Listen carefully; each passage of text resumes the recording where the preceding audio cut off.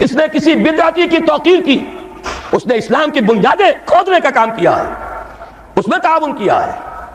یہاں تک فرمایا من مشى مع فاسق ليقويه غضب اللہ تعالی واهتز له العرش، جو شخص کسی فاسق کے ساتھ چلتا ہے کہ اسے تقویت پہنچائے، اللہ غضبناک ہوتا ہے، اور اس درجے غضبناک ہوتا ہے کہ اس کا عرش کانپنے لگتا ہے۔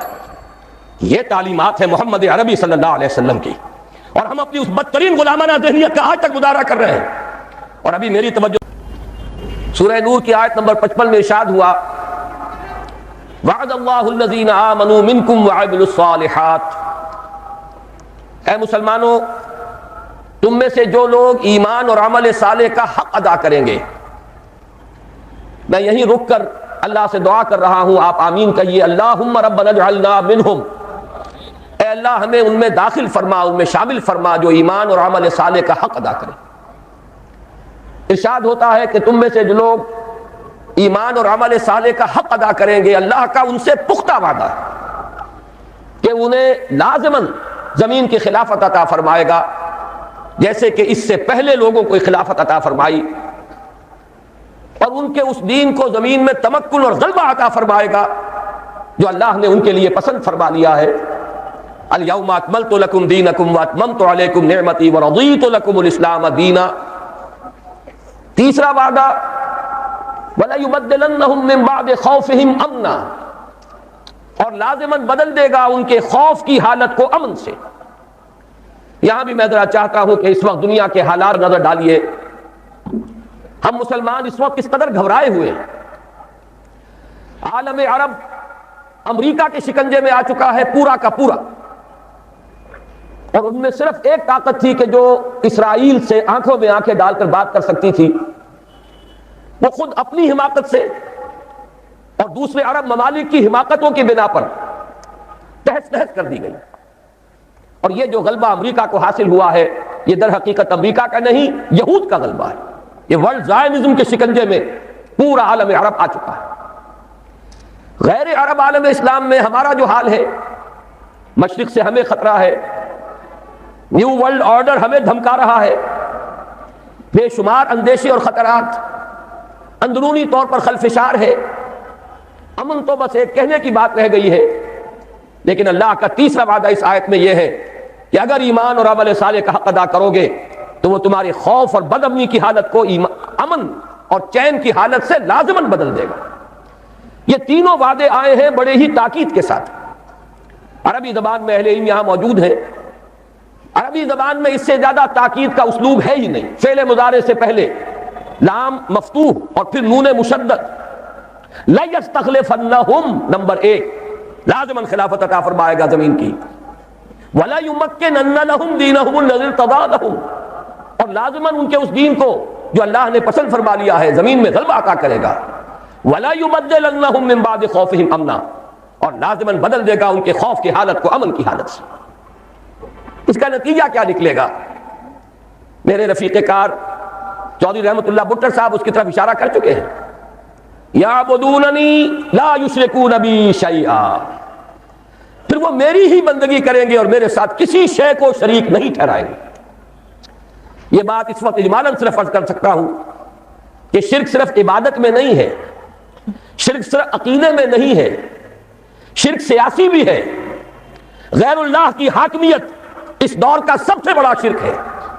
سروری زیبا فقط اس ذات بے ہمتا کو ہے، حکمراں ہے ایک وہی، باقی بتان آزری۔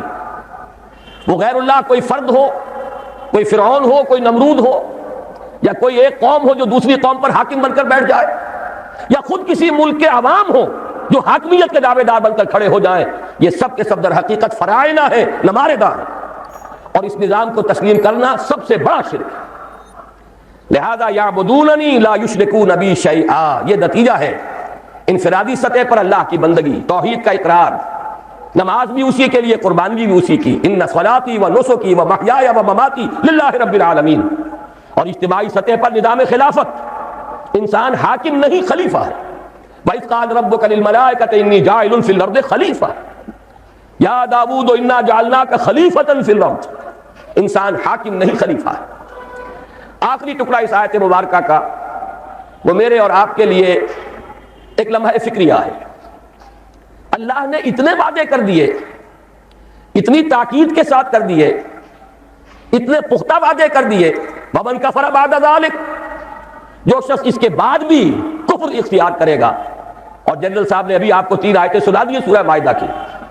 من لم يحكم بما انزل الله فاولئك هم الكافرون ومن لم يحكم بما انزل الله فاولئك هم الفاسقون ومن لم يحكم بما انزل الله فاولئك هم الظالمون.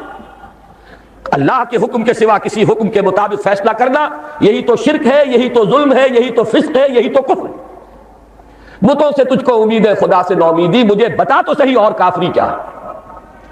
تو جو اس کے بعد بھی کفر پر اڑے رہے، اپنی حاکمیت کے دعوے دار رہے یا غیر اللہ کی حاکمیت پر راضی رہے، فاولئک هم الفاسقون، تو جان لو کہ وہی فاسق ہیں. اور یہاں فسق کا لفظ اسی معنی میں آیا ہے جس معنی میں سورہ کہف میں آیا ہے ابلیس کے بارے میں.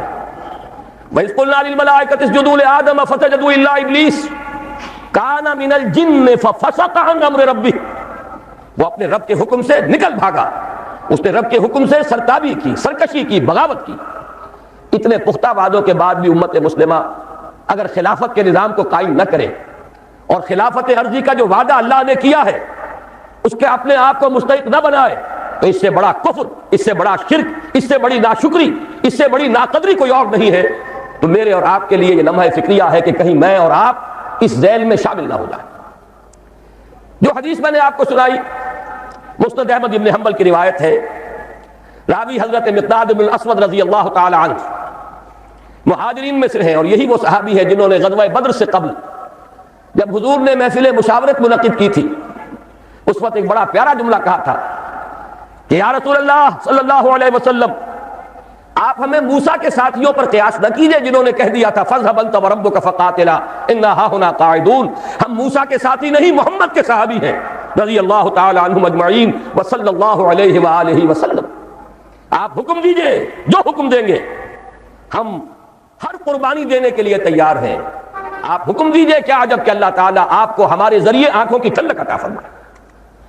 وہ ہے مقداد ابن اسود جو روایت کر رہے ہیں حضور کا قول. بہت بڑی خوشخبری، بہت بڑی خوشخبری، بہت بڑی خوشخبری. اگرچہ ہم یقین کے ساتھ نہیں کہہ سکتے کہ اس خوشخبری کا ظہور کب ہوگا، ابھی اس میں کتنا وقت باقی ہے، لیکن جس شخص کا ایمان ہے محمد رسول اللہ صلی اللہ علیہ وسلم کی رسالت پر اور نبوت پر اور آپ کی صداقت پر، اس کے دل میں کوئی شائبہ بھی شک کا اور ریب کا پیدا نہیں ہو سکتا کہ یہ بات ہو کر رہے گا. اور وہ بات کیا ہے؟ حضور فرماتے ہیں زمین پر کوئی گھر نہیں بچے گا، نہ اینٹ گارے کا بنا ہوا گھر اور نہ ہی کوئی کمبلوں کا بنا ہوا خیمہ جس میں کہ اللہ اسلام کو داخل نہ کر دے. ہاں، اس داخلے کی 2 شکلیں ہو سکتی ہیں، یا تو اس گھر اور خیمے والے کے اعزاز کے ساتھ اللہ کا دین اس کے گھر میں داخل ہوگا، یا اس کی توہین اور تذلیل کے ساتھ داخل ہوگا. یہ ذرا نوٹ کر لیجیے الفاظ اس حدیث مبارکہ کے. میں اس وقت صرف اس خوشخبری کی طرف آپ کی توجہ مرتب کرا رہا ہوں. یہ عز عزیز اور ذل ذلیل کا مفہوم کیا ہے یہ انشاءاللہ میں بعد میں عرض کروں گا. اب اس تمہید کے بعد میں آپ اپنے آج کے خطاب کے بارے میں ایک بات عرض کر رہا ہوں. یہ خطاب اس اعتبار سے بہت مختلف ہوگا کہ میں اس میں کوئی جوش خطابت دکھانے کا ارادہ نہیں رکھتا. میں کچھ افہام و تفہیم کا انداز اختیار کرنا چاہتا ہوں. خلافت ہر مسلمان کے دل کی آرزو ہے، لیکن وہ خلافت ہے کیا؟ اس کا مطلب کیا ہے؟ اگر وہ نظام قائم ہو جائے تو ہماری سیاست میں، ہماری معیشت میں، ہماری معاشرت میں کیا بنیادی تبدیلیاں آئیں گی؟ جب تک ذہن اس پر صاف نہ ہو، جب تک یہ تصورات واضح نہ ہو جائیں، ہم قدم آگے نہیں بڑھا سکیں. چونکہ ابھی ہم اس تحریک کا آغاز کر رہے ہیں، لہذا ہم چاہتے ہیں کہ بات کو افہام و تفہیم کے انداز میں رکھا جائے، بات سمجھی جائے اور سمجھائی جائے. اسی لیے آپ نے دیکھا کہ آج ہم نے پہلے سے ایک 4 ورقہ آپ کو تقسیم کر دیا ہے. میں اس 4 ورقے میں جو چند نکات آئے ہیں نمبر وار، انہی کے حوالے سے آج اپنی گفتگو کروں گا. اور اگر آپ حضرات بھی اپنے ہاتھوں میں اس کو کھول لیں تو کوئی حرج نہیں. یہ اندیشہ نہ کیجئے کہ میں وہ پڑھ کر سناؤں گا، لیکن یہ کہ آپ کو اندازہ ہوتا چلا جائے گا کہ میری گفتگو کا کتنا حصہ مکمل ہو گیا ہے. اس میں پہلا عنوان ہے پاکستان کی اساس اور مقصد کیا ہے. وہ بات جو ابھی جنرل صاحب نے فرمائی، وہ نعرہ پاکستان کا مطلب کیا، لا الہ الا اللہ. میں خود ان لوگوں میں سے ہوں، ان نوجوانوں میں سے جس نے یہ نعرے لگائے ہیں. مسلم اسٹوڈنٹ فیڈریشن کا ضلع حصار کا میں جنرل سیکرٹری تھا. 1.5-2 سال پوری مشقت کی. لہذا میں آج صرف اس نعرے کا حوالہ نہیں دے رہا، بات چونکہ سمجھانی پیش نظر ہے. میں نے اس جگہ پر 2 عظیم شخصیتوں کا حوالہ دیا ہے، اور ان دونوں میں آپ نوٹ کریں گے، چاہے بعد میں جا کر مطالعہ کریں، میں نے ایک فرق قائم کیا ہے. پاکستان کا مصور اور مجوز اور مفکر علامہ اقبال تھے. پاکستان کے معمار اور مؤسس قائد اعظم تھے. ان الفاظ کی بڑی اہمیت ہے، اس لیے کہ نقشہ بنانا، تفکر، تصور یہ ایک دوسرا کام ہے، اور بالفعل کوئی عمارت بنانا اس کے کچھ اور تقاضے ہیں.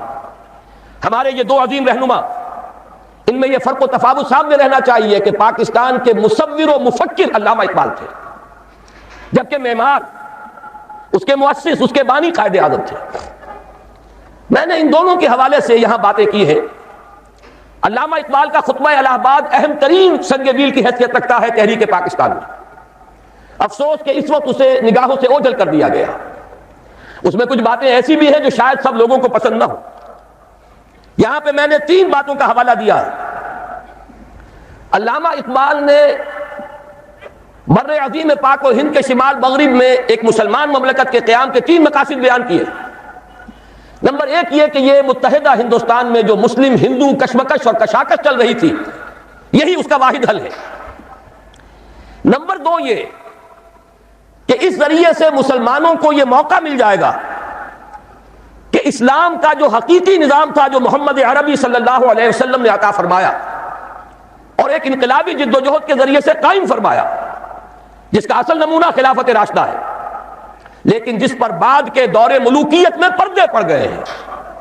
اسلام کی بہت سی حقیقتیں چھپ گئیں. بادشاہی، ملوکیت، جاگیرداری، سرمایہ داری کے اس کے اوپر پردے پڑتے چلے گئے، تاہاں کہ آج اس اصل اسلام کی حقیقت کہیں نظر نہیں آ رہی. دنیا کے سامنے تو ایک دوسرا اسلام ہے، بادشاہوں کا اسلام ہے، مغلوں کا اسلام ہے، شہنشاہوں کا اسلام ہے. آج ہمیں ایک موقع ملے گا. علامہ اقبال کا یہ نظریہ تھا، اگر پاکستان وجود میں آ جائے تو وہ جو دور ملوکیت کے پردے پڑ گئے تھے ان کو ہٹا کر صحیح اسلام کا ایک نمونہ دنیا کے سامنے پیش کر دیا جائے. علامہ اقبال نے 3 بات بھی کہی تھی، اور موجودہ حالات میں وہ بہت ریلیونٹ تھے. بہت سے حضرات کو شاید تعجب ہو کہ علامہ نے فرمایا تھا کہ اس ہندوستان اور پاکستان کو باہم لڑنا نہیں، بلکہ یہ پاکستان، مجودہ پاکستان ہی بھارت کا سب سے بڑا دفاع کرنے والا ہوگا. یہ بات بڑی عجیب لگے گی آپ کو. علامہ اقبال کے الفاظ یہ ہیں کہ the north west Muslim country will defend India against every invasion, be that invasion of ideas or bayonets. یہ جو ملک وجود میں آ جائے گا، مسلمان ملک، یہ تو پورے ہندوستان کی حفاظت اور دفاع کا فریضہ سر انجام دے گا. ہر حملے کے خلاف، خواہ وہ حملہ نظریات کا ہو، خواہ بیونٹس کا ہو، سنگینوں کے ذریعے سے حملہ ہو. یہ بات بالکل بھلائی جا چکی ہے، اس لیے کہ در حقیقت تقسیم ایسے وجود میں آئی کہ جانے والا ہمارا وہ دشمن انگریز وہ ایک ایسا مسئلہ پیدا کر گیا سازش کے طور پر کہ جس پر یہ دونوں ملک آج تک لڑتے چلے آ رہے ہیں. اور اندیشہ یہ ہے کہ شاید مستقبل قریب میں پھر کوئی اور زیادہ ہولناک جنگ آ جائے. یہود کی یہ سازش اور وہ جو ایوارڈ دیا تھا حد بندی کمیشن نے، یہ کوئی اچانک ہو جانے والی باتیں نہیں تھی. اس کے پیچھے گہری سازش تھی کہ بیچ میں وہ مسئلہ چھوڑ کر جاؤ کہ یہ دونوں آپس میں لڑے لیکن دونوں ہمارے دوست رہے. حالانکہ واقعہ یہ ہے کہ سابق حکمرانوں کے خلاف تو جذبات انتقام ہوتے ہیں قوموں کے اندر.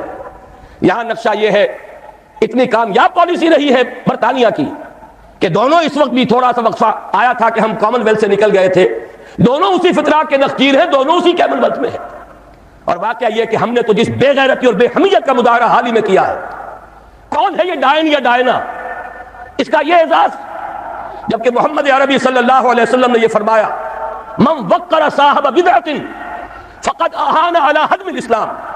جس شخص نے کسی بدعتی کی، ابھی یہاں کافر کی بات نہیں ہو رہی، جس نے کسی بدعتی کی توقیر کی، اس نے اسلام کی بنیادیں کھودنے کا کام کیا ہے، اس میں تعاون کیا ہے. یہاں تک فرمایا، من مشى مع فاسق ليقويه غضب اللہ تعالی واهتز له العرش. جو شخص کسی فاسق کے ساتھ چلتا ہے کہ اسے تقویت پہنچائے، اللہ غضبناک ہوتا ہے، اور اس درجے غضبناک ہوتا ہے کہ اس کا عرش کانپنے لگتا ہے. یہ تعلیمات ہے محمد عربی صلی اللہ علیہ وسلم کی، اور ہم اپنی اس بدترین غلامانہ ذہنیت کا آج تک مظاہرہ کر رہے ہیں. اور ابھی میری توجہ تو اس طرح نہیں ہوئی تھی، میں تو مشکور ہوں اپنے نوجوان ساتھی کا ندیم بیگ کا۔ اب جو کچھ ہونے والا ہے، میڈونا اور پتہ نہیں اور کون ہے کہ جن کو یہاں بلایا جا رہا ہے، واقعہ یہ ہے کہ یہ ہماری اس بے غیرتی اور بے حمیتی کا سب سے بڑا معاملہ ہوگا۔ اور میں سمجھتا ہوں چیلنج ہے یہ ان لوگوں کے لیے جنہوں نے کچھ بھی قوت مزاحمت فراہم کی ہے۔ آپس میں کلاشنکوف نہ چلائیں، آئیں میدان میں اور اس کو روکیں، سد باب کریں۔ بڑی بڑی جمعیتیں اور جماعتیں موجود ہیں، آپس میں اقتدار کی کشمکش کے لیے ایک دوسرے کا خون بھی بہا رہی ہیں، لیکن یہ کہ اس دین کے معاملے کے اندر اگر ان میں دم ہے، اگر ان میں طاقت ہے، پاسبان بن کر اگر سامنے آنا چاہتے ہیں تو دین محمدی کے پاسبان بن کر سامنے آئیں۔ اور یہ موقع ایسا ہے کہ اس وقت واقعتاً جن میں حمیت ہے انہیں اپنی حمیت کا ثبوت دینا چاہیے۔ بہرحال یہ تو تھے علامہ اقبال کے نظریات۔ قائد اعظم کا میں صرف ایک جملہ یہاں سناؤں گا۔ قائد اعظم کی اگرچہ بدقسمتی سے ایک تقریر وہ بھی ہے جس کے اندر ایک جملہ ایسا نزاعی بن گیا جس سے دشمنان اسلام نے اور سیکولرزم کے علمبرداروں نے بہت فائدہ اٹھایا۔ کاش کہ قائد اعظم وہ الفاظ نہ کہتے، لیکن یہ کہ اس کی ایک توجیہ ہے جس کو یہاں بیان کرنا ممکن نہیں ہے وقت کی کمی کے باعث۔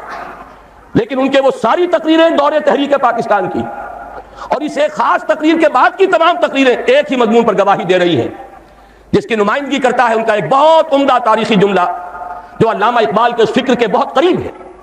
انہوں نے فرمایا ہمیں پاکستان اس لیے چاہیے کہ عہد حاضر میں اسلام کے اصول حریت و اخوت و مساوات کا ایک عملی نمونہ دنیا کے سامنے پیش کر دے۔ یہ مقصد تھا پاکستان کا، مفکر و مصور پاکستان کے نزدیک بھی اور معمار اور مؤسس پاکستان کے نزدیک۔ لیکن ہوا کیا ہے؟ میری دوسری بات، ہماری کوتاہی اور کوتاہ نظری۔ ایک بات کافی ہے، شمسی حساب سے ہم 45 سال پورے کر کے 44 سال پورے کر کے 45ویں میں قدم رکھ چکے ہیں۔ قمری حساب سے 45.5 سال ہو چکے ہیں۔ جیسا کہ جنرل صاحب نے فرمایا، وہی نظام جو کا تو اوپر سے لے کر نیچے تک اثر تا پا، جس کی میں بعد میں قدر وضاحت نہیں کروں گا۔ وفاداری بشرط استواری عین ایمان ہے، ہم نے بالکل اس کے مصداق اس نظام کو جو کا تو قائم رکھا ہوا، سرے منہ فرق نہیں آیا۔ یہ تو خیر وہ بات ہے کہ جس پر مزید آپ کا وقت لینے کی ضرورت نہیں ہے، رائٹنگ آن دی وال ہے، ہر شخص جانتا ہے۔ لیکن میں ایک خاص بات کی طرف توجہ دلانا چاہتا ہوں۔ ظاہر بات ہے مسلم لیگ سے، چونکہ اس میں ہر قسم کے لوگ شریک تھے اور انہوں نے صرف قیام پاکستان کا پروگرام دیا تھا، یہ توقع ہی نہیں تھی کہ وہ اسلام یہاں لا سکتے ہیں۔ لیکن یہ کہ یہاں علماء بھی تو تھے، دینی جماعتیں بھی تو تھی، بعض علماء بڑے چوٹی کے علماء مسلم لیگ میں شامل تھے، مولانا شبیر احمد عثمانی رحمۃ اللہ علیہ۔ بہرحال ان کا احسان ہے کہ ان کی آخری دھمکی جو انہوں نے دی تھی کانسٹیٹیوشن اسمبلی میں، اس کے نتیجے میں قرارداد مقاصد پاس ہو گئی، وہ کم سے کم اپنا حق ادا کر گئے۔ لیکن یہ کہ دوسری جماعتیں بھی تو یہاں رہی ہیں، علماء کرام بھی تو ہیں، ہمارے عام لوگوں کی بہت بڑی تعداد ان کی بات سنتی ہے۔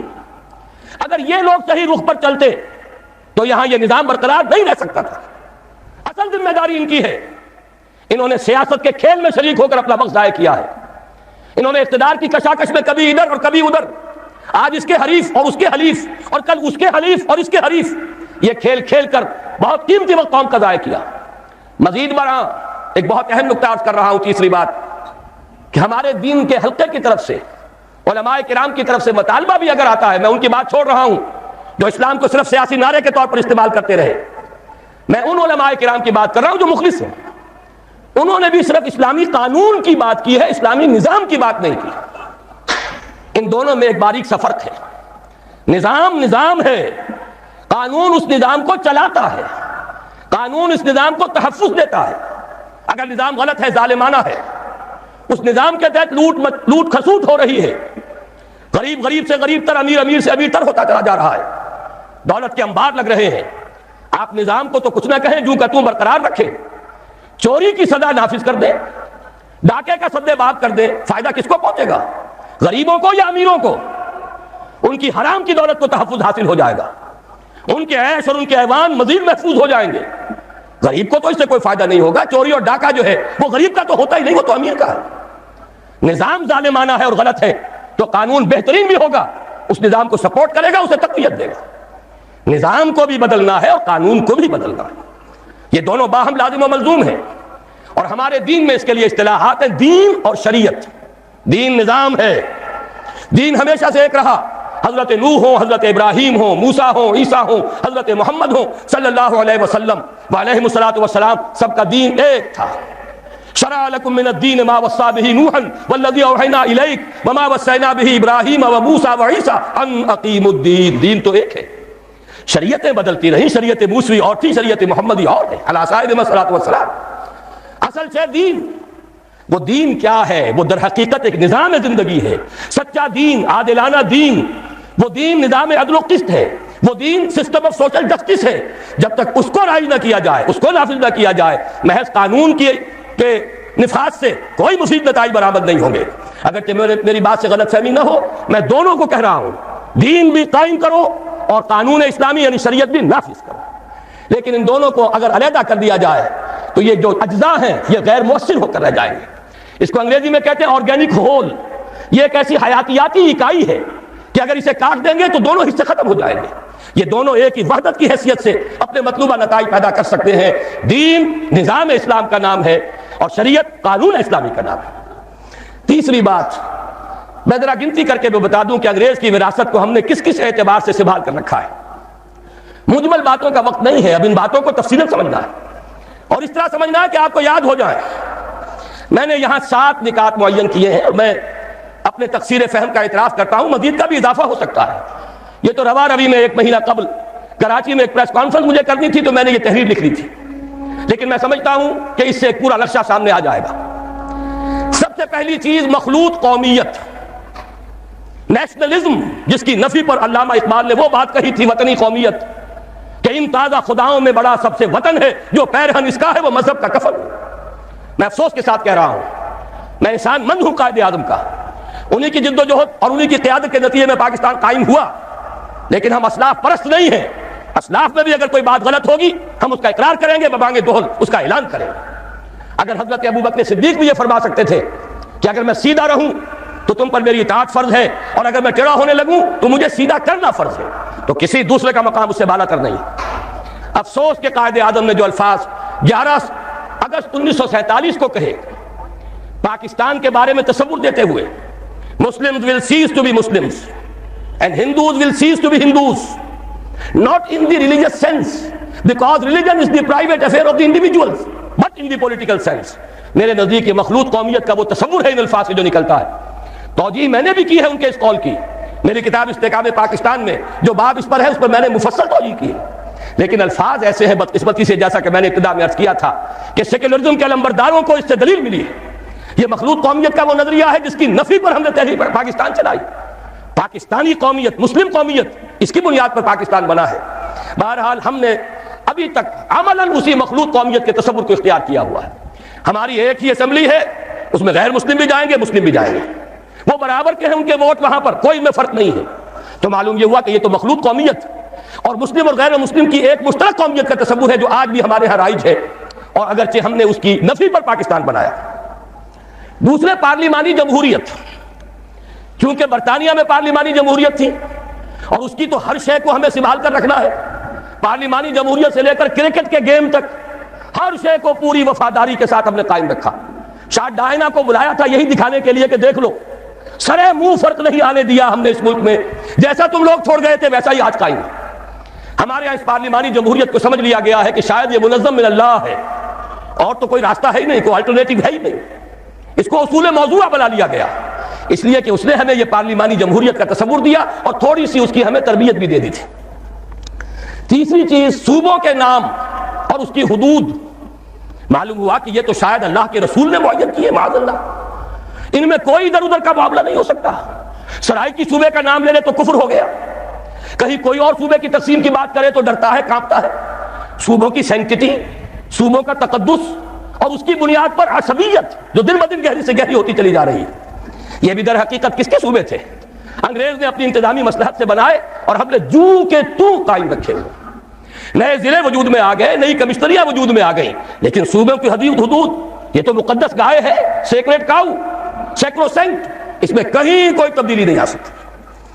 نمبر 4، بینکنگ کا وہ نظام جس کی بنیاد پر ہماری پوری صنعت اور تجارت، بلکہ اب تو کہوں گا زراعت بھی، اس لیے کہ ساری زرعی مشینری وہ بھی سودی قرضوں پر، ساری کھاد سودی قرضے پر، ہر نظام کے ہر حصے میں وہ شے شرائط کر گئی ہے جسے ابھی آپ سن چکے ہیں اللہ اور اس کے رسول کے خلاف اعلان جنگ کے مترادف قرار دیا گیا. اور سمجھا یہ جاتا ہے سود کے بغیر تو نظام چل ہی نہیں سکتا. میرے نزدیک یہ کلمہ کفر ہے, یہ اللہ تعالیٰ کے خلاف بد اعتمادی کا ووٹ ہے. یا تو اللہ کو علم نہیں تھا معاذ اللہ کہ ایک دور وہ بھی آئے گا کہ سود کے بغیر نظام چل نہیں سکے گا, اور اس نے وہ شے حرام کر دی جو لازمی تھی. وہ تو کہتا ہے لا یکلف اللہ نفسا الا وسعها, انسانی وسعت سے بڑھ کر تو وہ کسی شے کا بوجھ نہیں ڈالتا. معلوم ہوا کہ ہمیں نہ اللہ پر یقین ہے نہ اس کے رسول پر اعتماد ہے. نمبر 5, جوئے, سٹے اور لاٹری کی لعنت جو ہمارے ہاں بڑھتی چلی جا رہی ہے. یہ کہا جا سکتا ہے کہ واقعتاً سود تو ایسی شے ہے کہ ایک دفعہ اگر اسے ہٹائیں گا تو زلزلہ ضرور آئے گا. ہمارے نزدیک وہ زلزلہ بہت مبارک زلزلہ ہوگا جو سود کو ختم کرنے کے نتیجے میں آئے اور اسی سے خیر برآمد ہوگا. لیکن یہ جوئے اور سٹے اور لاٹری کے ذریعے سے بھی کوئی زلزلہ آ جائے گا. اگر ان کو ختم کر دیا جائے تو قیامت آ جائے گی, جسے قرآن کہتا ہے رجس من عمل الشیطان. یہ ساری فارورڈ ٹریڈنگ, یہ ہمارے سارے سٹاک ایکسچینج اور یہ بڑی بڑی لاٹریز, کبھی فیٹمید ہے اور کبھی سیف گیمز کی ہے, جس کے ٹکٹ یہاں بلیک میں بکتے ہیں, جس کی پبلسٹی اس پیمانے پر ہوتی ہے کہ جوئے کی اتنی ترغیب و تشویق شاید پوری انسانی تاریخ میں کبھی نہ ہوئی ہو. کیوں جاری ہے؟ اس لیے کہ انگریز چھوڑ گیا تھا. یہ سارے سٹاک ایکسچینج اس نے بنائے تھے, یہ لاٹریوں کا نظام اس نے دیا تھا. نمبر 6, جاگیرداری اور غیر حاضر زمینداری کا نظام جوں کا توں رکھا ہوا ہے. 2 دفعہ کی نام نہاد اصلاحات جنہوں نے کہ واقعتاً کوئی فرق واقع نہیں کیا. جاگیرداری جوں کی توں مسلط, غیر حاضر زمینداری جوں کی توں موجود. جبکہ واقعہ یہ ہے بھارت کم سے کم ہم سے اس معاملے میں پیش قدمی کر گیا. سرمایہ داری اور سود اور جوا اور سٹہ اور رشوت, یہ ساری لعنتیں وہاں بھی ہیں جو یہاں ہیں. لیکن ایک قدم وہ اٹھا گیا تھا اور اسی کے نتیجے میں وہاں سیاسی توازن رہا, کم سے کم 40 برس تک سیاسی استحکام رہا, اور وہ تھا جاگیرداری کا خاتمہ. پہلے قدم اٹھایا. یہ ہمارے ہاں جاگیرداروں کا کھیل ہے, سیاست ان کا مشغلہ ہے, سیاست ان کا کاروبار ہے, اور وہی لوگ ہیں جو چھائے ہوئے ہیں. آج وہی انڈسٹریلسٹ بھی ہیں, انہی کی اولاد جو ہے, چاہے وہ سول سروسز ہوں اور بہت سے خود آرمی کے آفیسرز میں, وہ انہی کی نسلیں جو ہے وہ چلی آ رہی ہیں. اگر چاہیے کہ آرمی میں ہمارا کامن مین بھی کافی گیا ہے, یہاں قربانی دینے کا معاملہ ہوتا ہے, لیکن یہ کہ سول بیوروکریسی تو تقریباً پوری کی پوری انہی پر مشتمل ہے, اور یہ جاگیرداری جو کی تو قائم ہے. 7ویں چیز, مخلوط معاشرت. مخلوط قومیت سے میں نے بات شروع کی تھی اور مخلوط معاشرت پر ختم کر رہا ہوں. شانہ بشانہ, قدم بقدم, اختلاط مرد و زن ہر میدان میں برابر. کہیں نہ سطر رہا, نہ حجاب رہا, نہ پردہ رہا. میں نے تو پردہ ہندوستان میں دیکھا ہے جا کر, برقعے وہاں دیکھے ہیں, پاکستان میں تو اب برقع دیکھنے میں کہیں نظر نہیں آتا. میں نے حیدرآباد دکن میں دیکھا ہے. میرے 3 لیکچر ہوئے تھے حقیقت شرک کے موضوع پر مکہ مسجد میں, جس میں 5000 کے قریب مجھے بتایا گیا خواتین تھی, 15000 مرد تھے, مسلسل 3 دن. یہ آج سے تقریباً 6 سال پہلے کی بات ہے. لیکن وہاں میں نے وہ جب جلسہ ختم ہوا ہے, ہر عورت کو دیکھا کہ وہ برقعے میں تھی, مکمل برقعے کے اندر. لیکن یہاں تو آپ کراچی میں جا کر دیکھیے, برقع نام کی کوئی شے نہیں. وہ تو آپ یوں سمجھیے کہ وہ معروف نہیں منکر بن گیا ہے. اب اس کے اوپر فکرے چست ہوتے ہیں. یہ مخلوط معاشرت جو ہے, جس کی وجہ سے کہ مغرب میں شرم و حیا کا دیوالہ نکلا, گھر کا سکون ختم ہو گیا. ان سے پوچھئے, روتے ہیں. ان کا گھر کا خون, فیملی لائف شٹر ہو چکی, خاندان کا نظام درہم برہم ہو گیا. اولاد الٹی پھرتی ہے, میاں بیوی دونوں کام پر گئے ہوئے ہیں, شام کو تھکے ہوئے آئے ہیں. بچے اگر آ گئے اسکولوں سے واپس تو اب جو کچھ کر رہے ہیں کوئی ان کی دیکھ بھال کرنے والا نہیں. جو کچھ کریں گے بچے, وہ ٹین ایجرز ہوں یا ان سے بھی چھوٹے ہوں, جنہوں نے اکثر وقت جو ہے ٹیلی ویژن دیکھ کر گزارا ہو, وہ جو کچھ کریں گے اس کا قیاس آپ کر لیجئے, مجھے یہاں کہنے کی کوئی ضرورت نہیں. یہ آخری شے تو وہ ہے کہ جس میں واقعہ یہ ہے کہ انگریز جہاں ہمیں چھوڑ گیا تھا اس میں ہم نے بہت ترقی کی ہے. اب تو ہم کہہ سکتے ہیں کہ ہماری معاشرت بالکل یورپ کے ہم پلہ معاشرت ہو چکی.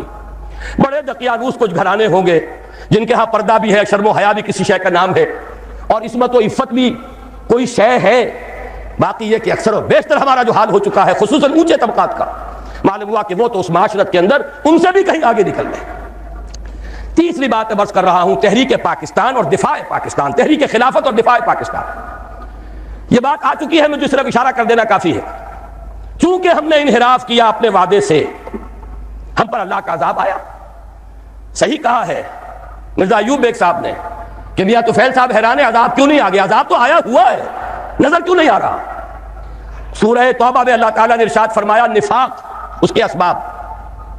وَمِنْهُمْ مَنْ عَاهَدَ اللَّهُ, ان میں سے وہ لوگ بھی ہیں جنہوں نے اللہ سے عہد کیا تھا. لَئِنْ آتَانَا مِنْ فَضْلِهِ, اگر اللہ ہمیں اپنے فضل سے نواز دے گا, لنصدقن ولنکونن من الصالحین، بڑے نیک بن جائیں گے، خوب اللہ کی راہ میں صدقہ کریں گے، خیرات کریں گے. فلما آتاہم من فضلہ، جب اللہ نے انہیں اپنے فضل سے نواز دیا، بخلوا بہ، اب بخیل بن گئے، تجوریوں کے دروازے بند کر لیے، صرف اپنی عیاشیوں کے لیے کھولتے ہیں. وتولوا وہم معرضون، پیٹھ موڑ لی، بھول گئے وعدہ. اب اس کی سزا کیا ہے، کان کھول کر سنیے. فعاقبہم نفاقا فی قلوبہم، اللہ نے ان کے دلوں میں نفاق کی لعنت پیدا کر دی. یہ نفاق ہے جو آج آپ کو پورے پاکستانی معاشرے پر نظر آ رہا ہے. دو نفاق، ایک نفاق باہمی، قومیتیں، لسانی عصبیتیں، صوبائی عصبیتیں، نسلی عصبیتیں. کچھ عرصے پہلے بھی ہو رہا تھا کوئٹے میں، جو کچھ ہو رہا تھا بلوچوں اور پختونوں کے درمیان، اب پھر ہو رہا ہے. اس کے سندھ کی بھٹی اس وقت ذرا کسی اور شکل میں دہک رہی ہے یا سلگ رہی ہے، کوئی عجب نہیں کہ اس سے کہیں بڑا جو ہے لاوا پھر پھوٹ بہے، جیسا کہ اس سے پہلے بہ رہا تھا. یہ سب کچھ کیا ہے؟ پاکستان دو لفظ کیوں ہوا؟ ایک لسانی عصبیت، بنگلہ بھاشا، بنگلہ نیشنلزم، بنگلہ دیش، 3 قدم ہے. زبانی عصبیت، اس کی تحریک، ایک نیا دیش. یہی معاملہ پاکستان میں ہو رہا ہے. اس اعتبار سے واقعہ یہ ہے کہ یہ سزا ہے اللہ کی طرف سے، اور اخلاق کا جو دیوالہ نکلا ہے. دوائیوں میں شاید دنیا میں کوئی قوم نہ ہو جو دوائیوں میں ملاوٹ کرتی ہو. کوئی غریب عورت ہو سکتا ہے گھر کے برتن بیچ کر آئی ہو اور اپنے بچے کے لیے یا اپنے شوہر کے لیے دوا لے کر جا رہی ہو، اور 15 روپے کا ایک کیپسول اس نے خریدا ہو، لیکن اس کیپسول میں چاک بھرا ہوا اور کچھ نہیں. یہ کام سلطنت خدا داد پاکستان میں ہو رہا ہے. میں صرف اس ایک مثال پر اکتفا کر رہا ہوں، زیادہ وقت نہیں ہے. اخلاق کا دیوالہ نکل چکا. وہ قوم جو ایک قوم تھی ہندو کے مقابلے میں اب قومیتوں میں تقسیم ہو چکی. دونوں نفاق بتمام و کمال نظر آ رہے ہیں، نفاق باہمی، نفاق عملی، نفاق اخلاقی. اب اس کے لیے ضروری ہے، پاکستان کے دفاع کے لیے یہ بھی ضروری ہے کہ فوجوں کو مستحکم رکھیے. اعدوا لهم ما استطعتم، ہر ممکن دفاعی اسلحہ فراہم کیا جائے، حرب و ضرب کی پوری قوت بلکہ بڑھایا جائے. اور سلسلے میں ڈنکے کی چوٹ کہہ رہا ہوں، بے نظیر نے کہا ہے، اللہ کرے کہ جھوٹ ہو، لیکن یہ کہ اگر واقعہ یہ ہے کہ ہماری حکومت نے کوئی خفیہ معاہدہ امریکہ سے کر لیا ہے کہ خفیہ طور پر وہ اپنے ایٹمک پلانٹس کا معائنہ کرا دے گی، تو یہ اس ملک سے غداری ہوگی. ہمیں اپنے تحفظ کے لیے ہر ممکن صورت، یہ اللہ کا حکم ہے، اعدوا لهم ما استطعتم من رباط الخیل، جو بھی سامان ہے وہ بھی فراہم کرو، اور گھوڑے بھی تیار رکھو. ترہبون بہ عدوکم وعدو اللہ، تاکہ تم ڈرا سکو، ہیبت طاری کر سکو اپنے دشمنوں پر بھی، اللہ کے دشمنوں پر بھی. یہ سارے کام ہمیں کرنے ہیں. اس کے ساتھ ہی دوستوں سے معاہدے کیجئے. چین کے ساتھ معاہدہ سب سے اہم ہے، اس لیے کہ ایک ہی ایٹمی طاقت ہے جو اس وقت امریکہ اور یہودیوں کے تسلط سے باہر ہے. باقی بھارت کے ساتھ جو پینگیں بڑھ رہی ہیں، بھارت نے جس طرح ان کا سارا معاشی نظام جو کا تو قبول کر لیا ہے، جس طرح اس نے ملٹی نیشنل جو کارپوریشنز ہیں ان کے لیے اپنی مارکیٹ کھول دی ہے، اب وہ تو ان کے لیے کوئی اجنبی ملک نہیں رہا. اس کی وہ غیر جانبداری ختم ہوئی. میرے اسلام کو اب قصہ ماضی سمجھو، لہذا اس کا نتیجہ وہی ہے. ہنس کے وہ بولی کہ پھر مجھ کو بھی راضی سمجھو. تو امریکہ اب ہندوستان سے، بھارت سے تو راضی ہے. اب تو ایک ہی ہے جو کھٹک رہا ہے، ایٹمی طاقت جو مبینہ طور پر اور جو کہ مسلمہ طور پر ایٹمی طاقت ہے جو ابھی باہر ہے. ایک دستمرد سے تیری حالی بچا ہوا تھا، کچھ پتہ نہیں کب اس کو بھی چرکا لگ جائے. ایک حادثہ اس پر گزر چکا ہے، لیکن یہ کہ ابھی وہ قائم ہے، وہ چین ہے. اس کے ساتھ ہمارا یہ در حقیقت زمینی رابطہ توڑنے کے لیے بین الاقوامی سازش ہے کہ کشمیر کو آزاد کر دیا جائے، اور اس کے ساتھ شمالی علاقے بھی شامل کیے جائیں، گلگت بھی اور ہنزا بھی، تاکہ چین کے ساتھ پاکستان کا زمینی تعلق منقطع ہو جائے. یہ تیری بربادیوں کے مشورے ہیں آسمانوں میں. ہمیں ان چیزوں کا شعور چاہیے، اور اس کے لیے اپنے دوست اور بھارت کے ساتھ ہر ممکن کوشش مفاہمت کی. اور وہ اسی طرح ہوگی کہ انہیں سمجھایا جائے کہ دیکھو اپنے اصل دشمن کو پہچانو، جو ہمیں آزاد تو کر گیا تھا مجبوراً، لیکن کشمیر کی یہ ہڈی پھینک گیا تھا بیچ میں کہ یہ غرائیں اور لڑیں ایک دوسرے کے ساتھ، اور کبھی بھی آپس میں ان کے مابین امن نہ ہو. ان کی ساری دولت ہم کھینچ کر لے جائیں، روس لے جائے بھارت کی دولت اسلحہ کے عوض، امریکہ لے جائے پاکستان کی پوری دولت اسلحہ کے عوض. ہماری غریب لوگوں کی کمائی، اس کا سب سے بڑا لائنس شیئر ان سپر پاورز کے پاس جاتا رہا. ایک دوسرے کا خوف، ایک دوسرے سے خطرہ. لہذا وہ کبھی ایک صاحب نے کہا تھا، بات بڑی پتے کی ہے، ہمارا استحصال اور پوری تھرڈ ورلڈ کا جو استحصال اس وقت ہو رہا ہے، اس کا سب سے بڑی ذریعہ یہی ہے. امریکہ کی سب سے بڑی صنعت ہی صرف اسلحہ سازی کی صنعت ہے. اور ہو کیا رہا ہے، ایک دفعہ ایک صاحب نے اعداد و شمار کے حوالے سے بتایا، پورے حیدرآباد ڈویژن جو ہمارا کاٹن گروئنگ بڑا ہی عمدہ علاقہ ہے، وہ جتنی روئی پیدا کرتا ہے وہ ساری روئی دے کر ہم صرف ایک F-16 جہاز لے کر آ جاتے ہیں. اور وہ F-16 جہاز، اس کا ایک پرزہ بھی اگر ناکارہ ہو جائے اور جو اصل مالک ہیں وہ اسے ریپلیس کرنے کے لیے تیار نہ ہو تو وہ ہمارے لیے بالکل بیکار، وہ تو پھر جائے گا کہیں کباڑیوں کے ہاں جا کر بکے گا، اس کا کوئی مصرف نہیں۔ یہ ہوتا رہا ہے 40 برس 45 برس، اور اس میں یہ کہ اس بات کا پورا اندیشہ ہے، بلکہ یہ کہ زائنسٹ لابی کا پروگرام یہ ہے کہ پاکستان کے بھی ٹکڑے کرائیں اور بھارت کے بھی ٹکڑے کرائیں، تاکہ کوئی طاقت نہ رہ جائے جو ان کو کویسچن کر سکے۔ ہمیں یہ احساس اور شعور بھارتیوں کے اندر پیدا کرنا ہے کہ ہم اس کا بیٹھ کر معاملہ کریں، اس کا حل نکالیں، جو وعدے کیے تھے انہیں اب جو تم نے تاکہ نسیان پر رکھ دیا تھا ان کو پورا کرو، اور خدا کے لیے آپس میں لڑ مرنے کی بجائے اپنے اصل دشمن کو پہچانو۔ لیکن ان سب پر مستضاد اصل میں جو ہمارے لیے دفاع ہے وہ تو یہ ہے کہ اللہ کی طرف سے ہمارا دفاع ہو، اور اللہ کا یہ وعدہ ہے، سورہ حج میں فرمایا گیا ان اللہ یدافع عن الذین آمنوا ان اللہ لا يحب كل کفار اثیم كل خوان کفور اذن للذین یقاتلون بانہم ظلموا وان اللہ علی نصرہم لقدیر۔ اللہ مدافعت کرے گا اہل ایمان کی طرف سے، اللہ تعالیٰ جو ہے خود مدافع ہوگا۔ اللہ تعالیٰ کو کفر پسند نہیں ہے، خائن پسند نہیں ہے، ناشکر اور کافر پسند نہیں ہے۔ یہ تو مسلمان میدان میں نہ ہو تو بات دوسری ہے، پھر وہ کافروں میں دیکھے گا کس کے اندر زیادہ صلاحیت ہے، اس کو زمین کا قبضہ دے دے گا۔ لیکن مسلمان ہوں، ثابت کر دیں کہ ایمان اور عمل صالح کا حق ادا کرنے والے مسلمان ہیں، تو کیسے ممکن ہے اللہ کو ان سے کوئی محبت نہیں؟ پھر تو اللہ تعالیٰ دفاع کرے گا اپنے بندوں کی طرف سے، اور اللہ تعالیٰ ان کی نصرت پر قدیر ہے، اس کی قدرت رکھنے والا ہے۔ جب تک کہ یہ دفاع ہمارے شامل حال نہیں ہوگا، اور وہ کیسے ہوگا؟ جبکہ ہم اللہ کے خلاف جو جنگ کر رہے ہیں اسے بند کریں، اللہ کے ساتھ مفاوضت کریں، مصالحت کریں، صلح کریں۔ یہ سمجھ لیجئے اسلام کے معنی کیا ہے؟ گردن نہادن، اگر کوئی مقابلہ تھا سپر انداختن، سپر ڈال دینا، اللہ کے سے اگر کوئی جنگ تھی، کوئی تصادم تھا، ہتھیار پھینک دینا، یہی تو اسلام ہے۔ ہمیں چاہیے بحیثیت قوم، بحیثیت ملک، ہم اللہ تعالیٰ سے جنگ بند کریں، اس کے سامنے اپنے ہتھیار پھینک دیں، اس کی اطاعت قبول کریں، تو اللہ ہمارے دفاع کا ضامن ہے۔ ان اللہ یدافع عن الذین آمنوا ان اللہ لا يحب كل خوان کفور۔ اب آئیے وہ نظام خلافت، جنرل صاحب نے آپ کو بتایا، صحیح بتایا، کوئی عنوان کی تبدیلی مراد نہیں ہے۔ جیسے ہمارے قومی اخبار کے اداریہ نگار کو کوئی شک پیدا ہو گیا تھا، استحزان کہہ دیا کہ موجود ہے یہ صدر مملکت ہے یا سربراہ حکومت ہے، ان کے ہاتھ میں بیعت کر لو خلافت ہو جائے گی، معاذ اللہ۔ بات سمجھ لیجئے، کامل نظام بدلنا ہے۔ جیسے کہ شاہ ولی اللہ دہلوی نے 250 برس قبل نعرہ لگایا تھا، فک و کل نظام، یہ پورا نظام توڑ پھوڑ کر رکھ دینا ہے، اس کے اجزاء کو علیحدہ علیحدہ کر کے بکھیر دینا ہے۔ ظاہر ہے یہ کام انقلابی جد و جہد کے بغیر نہیں ہو سکتا، یہ ووٹوں کی بھیک مانگ کر نہیں ہو سکتا، یہ محض ریزولوشن پاس کرنے سے نہیں ہوگا، یہ خالی اور خونی نعرے لگانے سے نہیں ہوگا، ایک انقلاب کے ذریعے سے ہوگا، جانیں دے کر ہوگا، قربانیاں دے کر ہوگا۔ لیکن جب ہو جائے گا تو اس کے خد و خال کیا ہوں گے؟ یہ ہیں 10 نکات جو اس میں نے میدان میں دیکھا کہ ایک ایک بینر کی حیثیت سے یہ سامنے رکھے ہوئے، لیکن ظاہر بات ہے پڑھ نہیں سکیں گے آپ، میں اجمالاً ان میں سے ہر ایک کی وضاحت کروں گا۔ سب سے پہلا نقطہ، اللہ کی حاکمیت کا غیر مشروط اقرار، جو بحمد اللہ قرارداد مقاصد میں ہے، لیکن اس کا عملی نتیجہ کتاب و سنت کی غیر مشروط بلا استثناء بالادستی کو تسلیم کرنا دستور میں، جو ہم نے نہیں کیا، بڑی ڈینگ ماری، عوام کو دھوکہ دے دیا۔ علماء بھی پہلے تو کچھ بہت بیانات انہوں نے تیکھے دیے تھے، کچھ خیال ہو رہا تھا کہ شاید ہمت کریں گے، بعد میں سب کے سب انکار زیر پر ہو گئے۔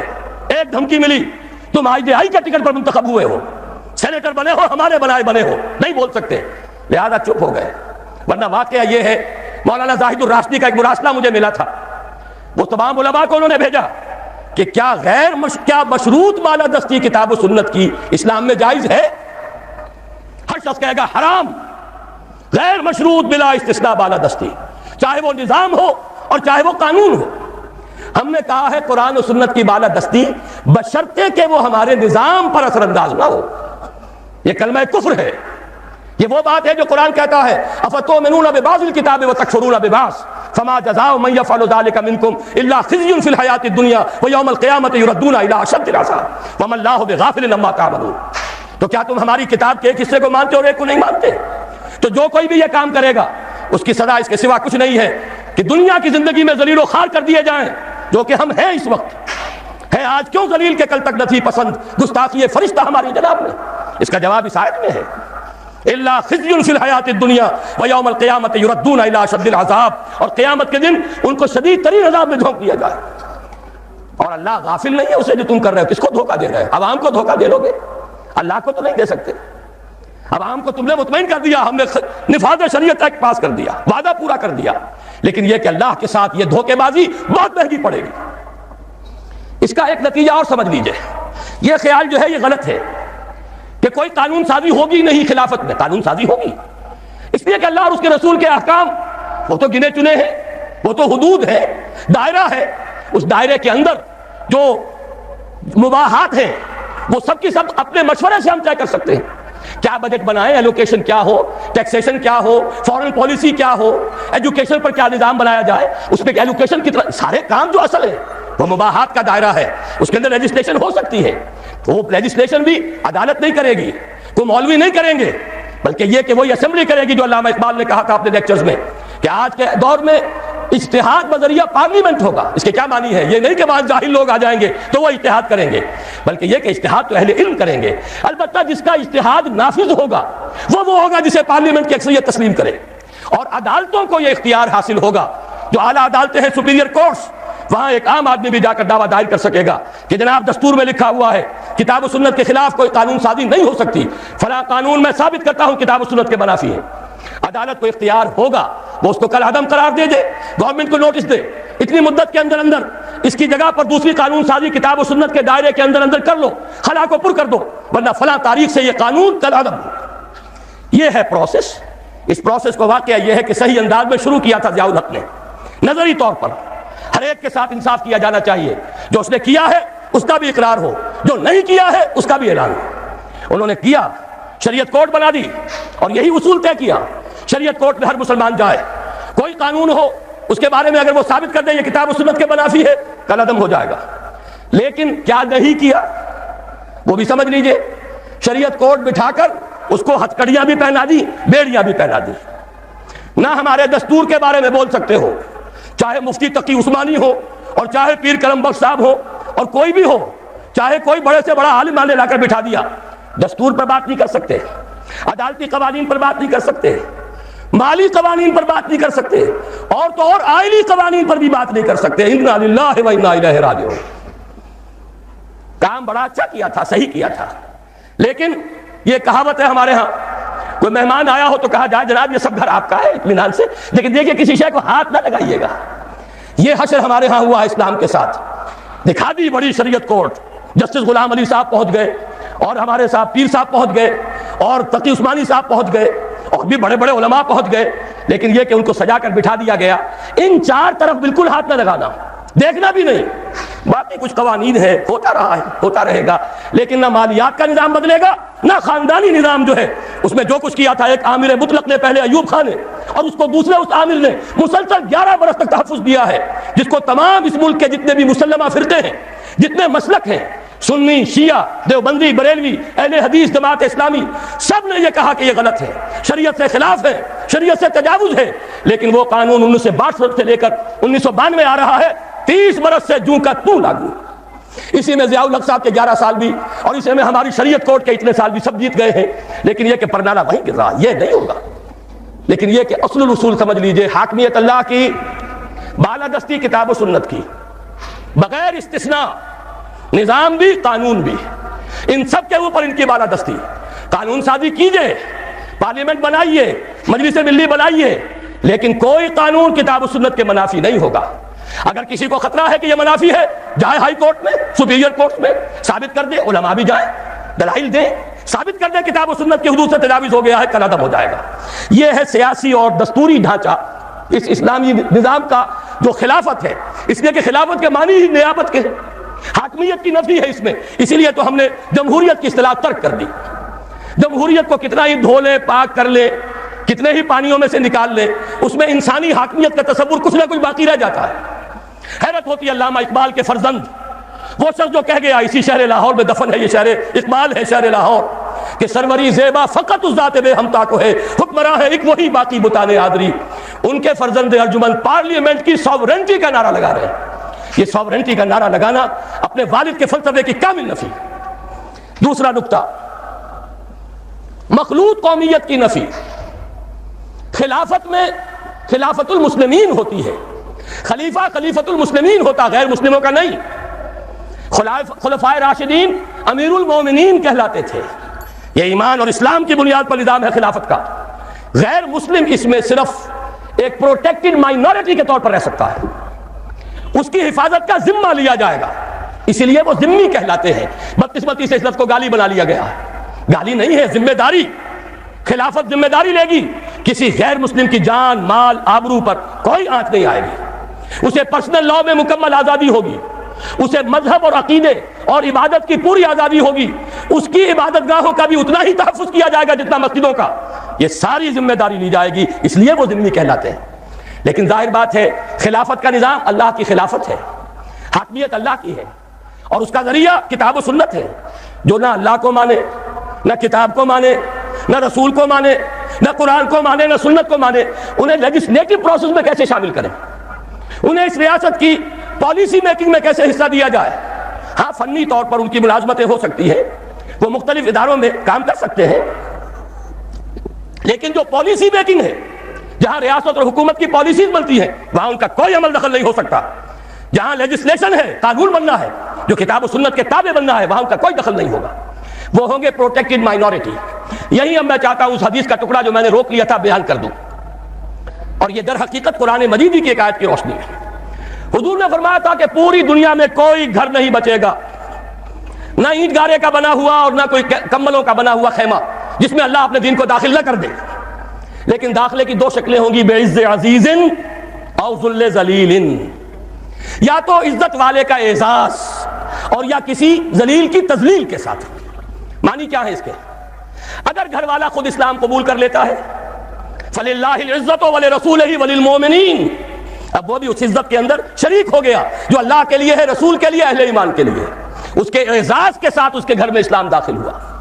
اور جو اسلام قبول نہیں کرے گا، ظاہر بات ہے اسے بھی اپنے گھر کے اندر جو چاہے کر لے، لیکن پورے نظام کے تابع ہو کر رہنا پڑے گا. جو بھی لا آف دی لینڈ ہے اس میں اللہ اور اس کے رسول کا حکم چلے گا، لہذا اس کی توہین ہو گئی خود بخود. وہ اپنے گھر میں جو چاہے کرے، شراب پینی ہے پی لے، اپنا جو معاملہ کرنا چاہے، کسی ایک معبود کو نہیں ہزاروں معبودوں کو سجدے کر لے، اجازت ہے. لیکن یہ کہ ملک میں نظام اللہ اور اس کے رسول کا، غلبہ اللہ کے دین کا. وَلِلَّهِ الْعِزَّةُ وَلِرَسُولِهِ وَلِلْمُؤْمِنِينَ. یہی دو شکلیں ممکن ہے جو حضور نے بیان فرما دی. اور میں نے عرض کیا تھا یہ قرآن مجید کی آیت ہے. نصارہ اور یہود کے بارے میں سورہ توبہ میں فرمایا حَتَّى يُعْطُوا الْجِزْيَةَ عَنْ يَدٍ وَهُمْ صَاغِرُونَ. جبکہ مشرکین عرب کے لیے کوئی آپشن نہیں تھا، یا ایمان لاؤ یا قتل کر دیے جاؤ گے. بَرَأَةٌ مِّنَ اللَّهِ وَرَسُولِهِ، یہ سورہ توبہ کی ابتدائی آیات اسی موضوع پر ہے. آگے چل کر فرمایا یہود اور نصارہ کے لیے ایک ایگزمپشن ہے، وہ یہودی اور نصرانی ہو کر رہنا چاہیں تو رہیں، لیکن انہیں چھوٹے ہو کر رہنا پڑے گا، ہاتھ سے جزیہ دینا ہوگا. یؤتوا الجزیۃ عن ید وہم صاغرون، یہی ہے جسے حضور نے فرمایا ذل ذلیل. اس کے سوا کوئی شکل نہیں اسلامی ریاست میں. البتہ جزیہ کیا ہے، اسے بھی گالی بنا دیا. یہ گالی نہیں ہے. ریاست جب ذمہ لے گی، خلافت کا نظام انڈر رائٹ کرے گا ان کے جان اور مال کے تحفظ کو، ان کی آزادیوں کو، مذہب اور عقیدے کی آزادی، ان کے پرسنل لاء کی آزادی، تو کچھ ٹیکس انہیں دینا پڑے گا نا، کچھ تبادلے میں ہوگا. مسلمان زکوٰۃ دیں گے، اگر عشری زمین ہے عشر دیں گے، خراجی زمین ہے خراج دیں گے، تو انہیں بھی کچھ دینا ہوگا کہ نہیں. بس یہ ان سے زکوٰۃ نہیں ہوگی اور ان سے ہوگا ٹیکس. وہ ٹیکس ہے جس کا نام جزیہ ہے. جزیہ کسی کا جزا، بدلہ. یہ تو ایک در حقیقت مبادلہ ہے. حکومت جو کچھ خرچ کرتی ہے اس کا کچھ نہ کچھ حصہ آپ کو برداشت کرنا ہوگا. تو جزیہ جزا ہے. ذمہ وہ ہے جس کے تمام حقوق کی ضمانت خلافت کا نظام دیتا ہے. یہ ہے ایک علیحدہ معاملہ. البتہ یہ کہ جہاں تک خلیفہ کا انتخاب اور جو بھی قانون ساز آپ ادارہ بنائیں اس کے انتخاب کا معاملہ ہے، اس میں صرف مسلمان مرد اور عورتیں ووٹ دیں گی، اور صرف وہ مسلمان اس میں حصہ لیں گے، مرد. اس لیے کہ امورکم الی نسائکم، یہ محمد رسول اللہ کے فرمان کے خلاف ہے. عورتوں کے حوالے کچھ اور ذمہ داریاں ہیں جو اسلام نے کی ہیں، وہ میں بعد میں کروں گا. ووٹ دیں گی اس لیے کہ حضرت عمر رضی اللہ تعالیٰ عنہ نے جو ایک کمیٹی بنائی تھی جس کے بعد کے تیسرے خلیفہ کا انتخاب ہوا، جس کے ذریعے سے اس میں حضرت عبد الرحمن ابن عوف نے مردوں سے بھی رائے لی، خواتین سے بھی رائے لی.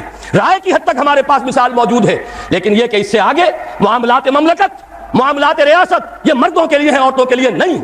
اس اعتبار سے سمجھ لیجئے مسلمان مرد اور عورتیں مل کر خلیفہ کا انتخاب کریں، جو بھی مجلس ملی ہے اس کا انتخاب کریں. اس میں غیر مسلموں کا کوئی حصہ نہیں ہے. ان کے علیحدہ باڈیز ہو سکتی ہیں ان کے مسائل کے بارے میں جن سے رائے لی جا سکے.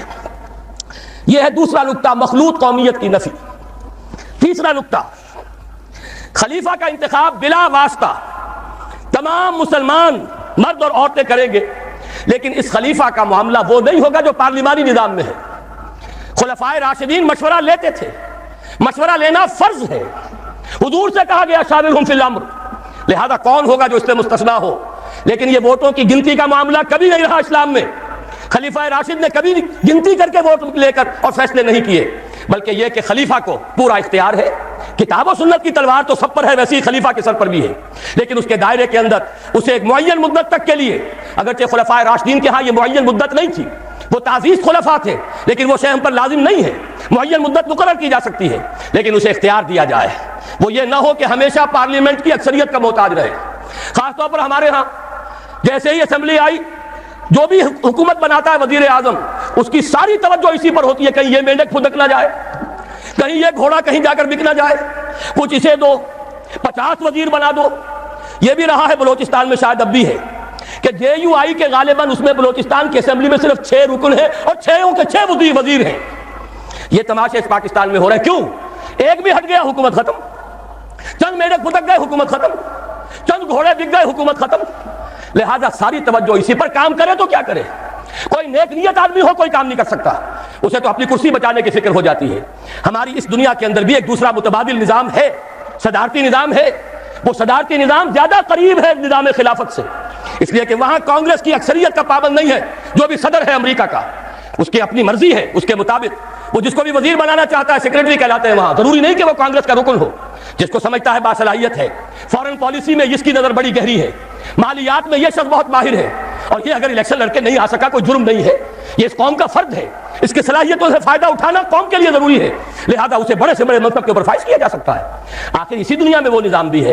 بہرحال وہ نظام خلافت، یوں کہنا چاہیے کہ صدارتی نظام بمقابلہ پارلیمانی نظام کے نظام خلافت سے قریب تر ہے۔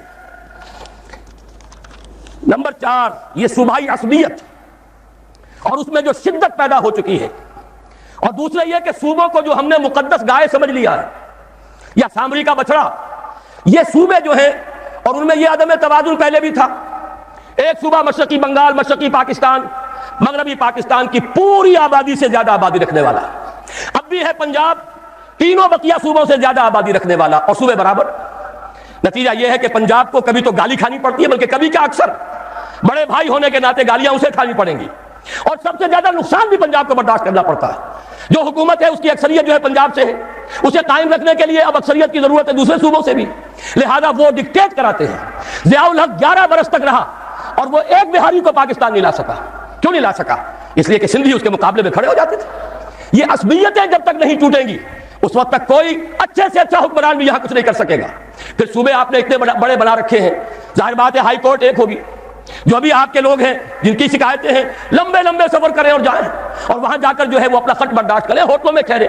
چھوٹے چھوٹے صوبے ہمارے نزدیک، دو چیزیں، ایک تو یہ کہ صوبوں کی تعداد بڑھائی جائے، موجودہ کمشنریوں کو صوبہ بنا دیا جائے۔ ضیاء الحق صاحب نے بھی یہ بات کہی تھی، اور بھی بے شمار لوگوں نے یہ بات کہی ہے کہ پاکستان کے بہت سے مسائل کا حل اس میں ہے کہ صوبے چھوٹے کر دیے جائے، تعداد بڑھا دی جائے، لیکن کوئی ہمت نہیں کرتا۔ ضیاء الحق صاحب کو ہمت نہیں ہوئی، کہا تو انہوں نے یہ تھا کہ دیکھو افغانستان کو آبادی میں ہم سے 1/5 اور صوبے ہم سے 12 گنا زیادہ، 50 صوبے، لیکن یہ کہ یہ کام بھی واقعتاً کرنے کا ہے چھوٹے صوبے، تاکہ لوگوں کو اپنی ضروریات انتظامی جو ہے اس کے لیے لمبے سفر نہ کرنے پڑے، اور پھر جب یہ صوبے ٹوٹیں گے تو اس سے یقیناً وہ عصبیت کی دیواریں جو کھڑی ہو گئی ہیں وہ بھی منہدم ہوں گی۔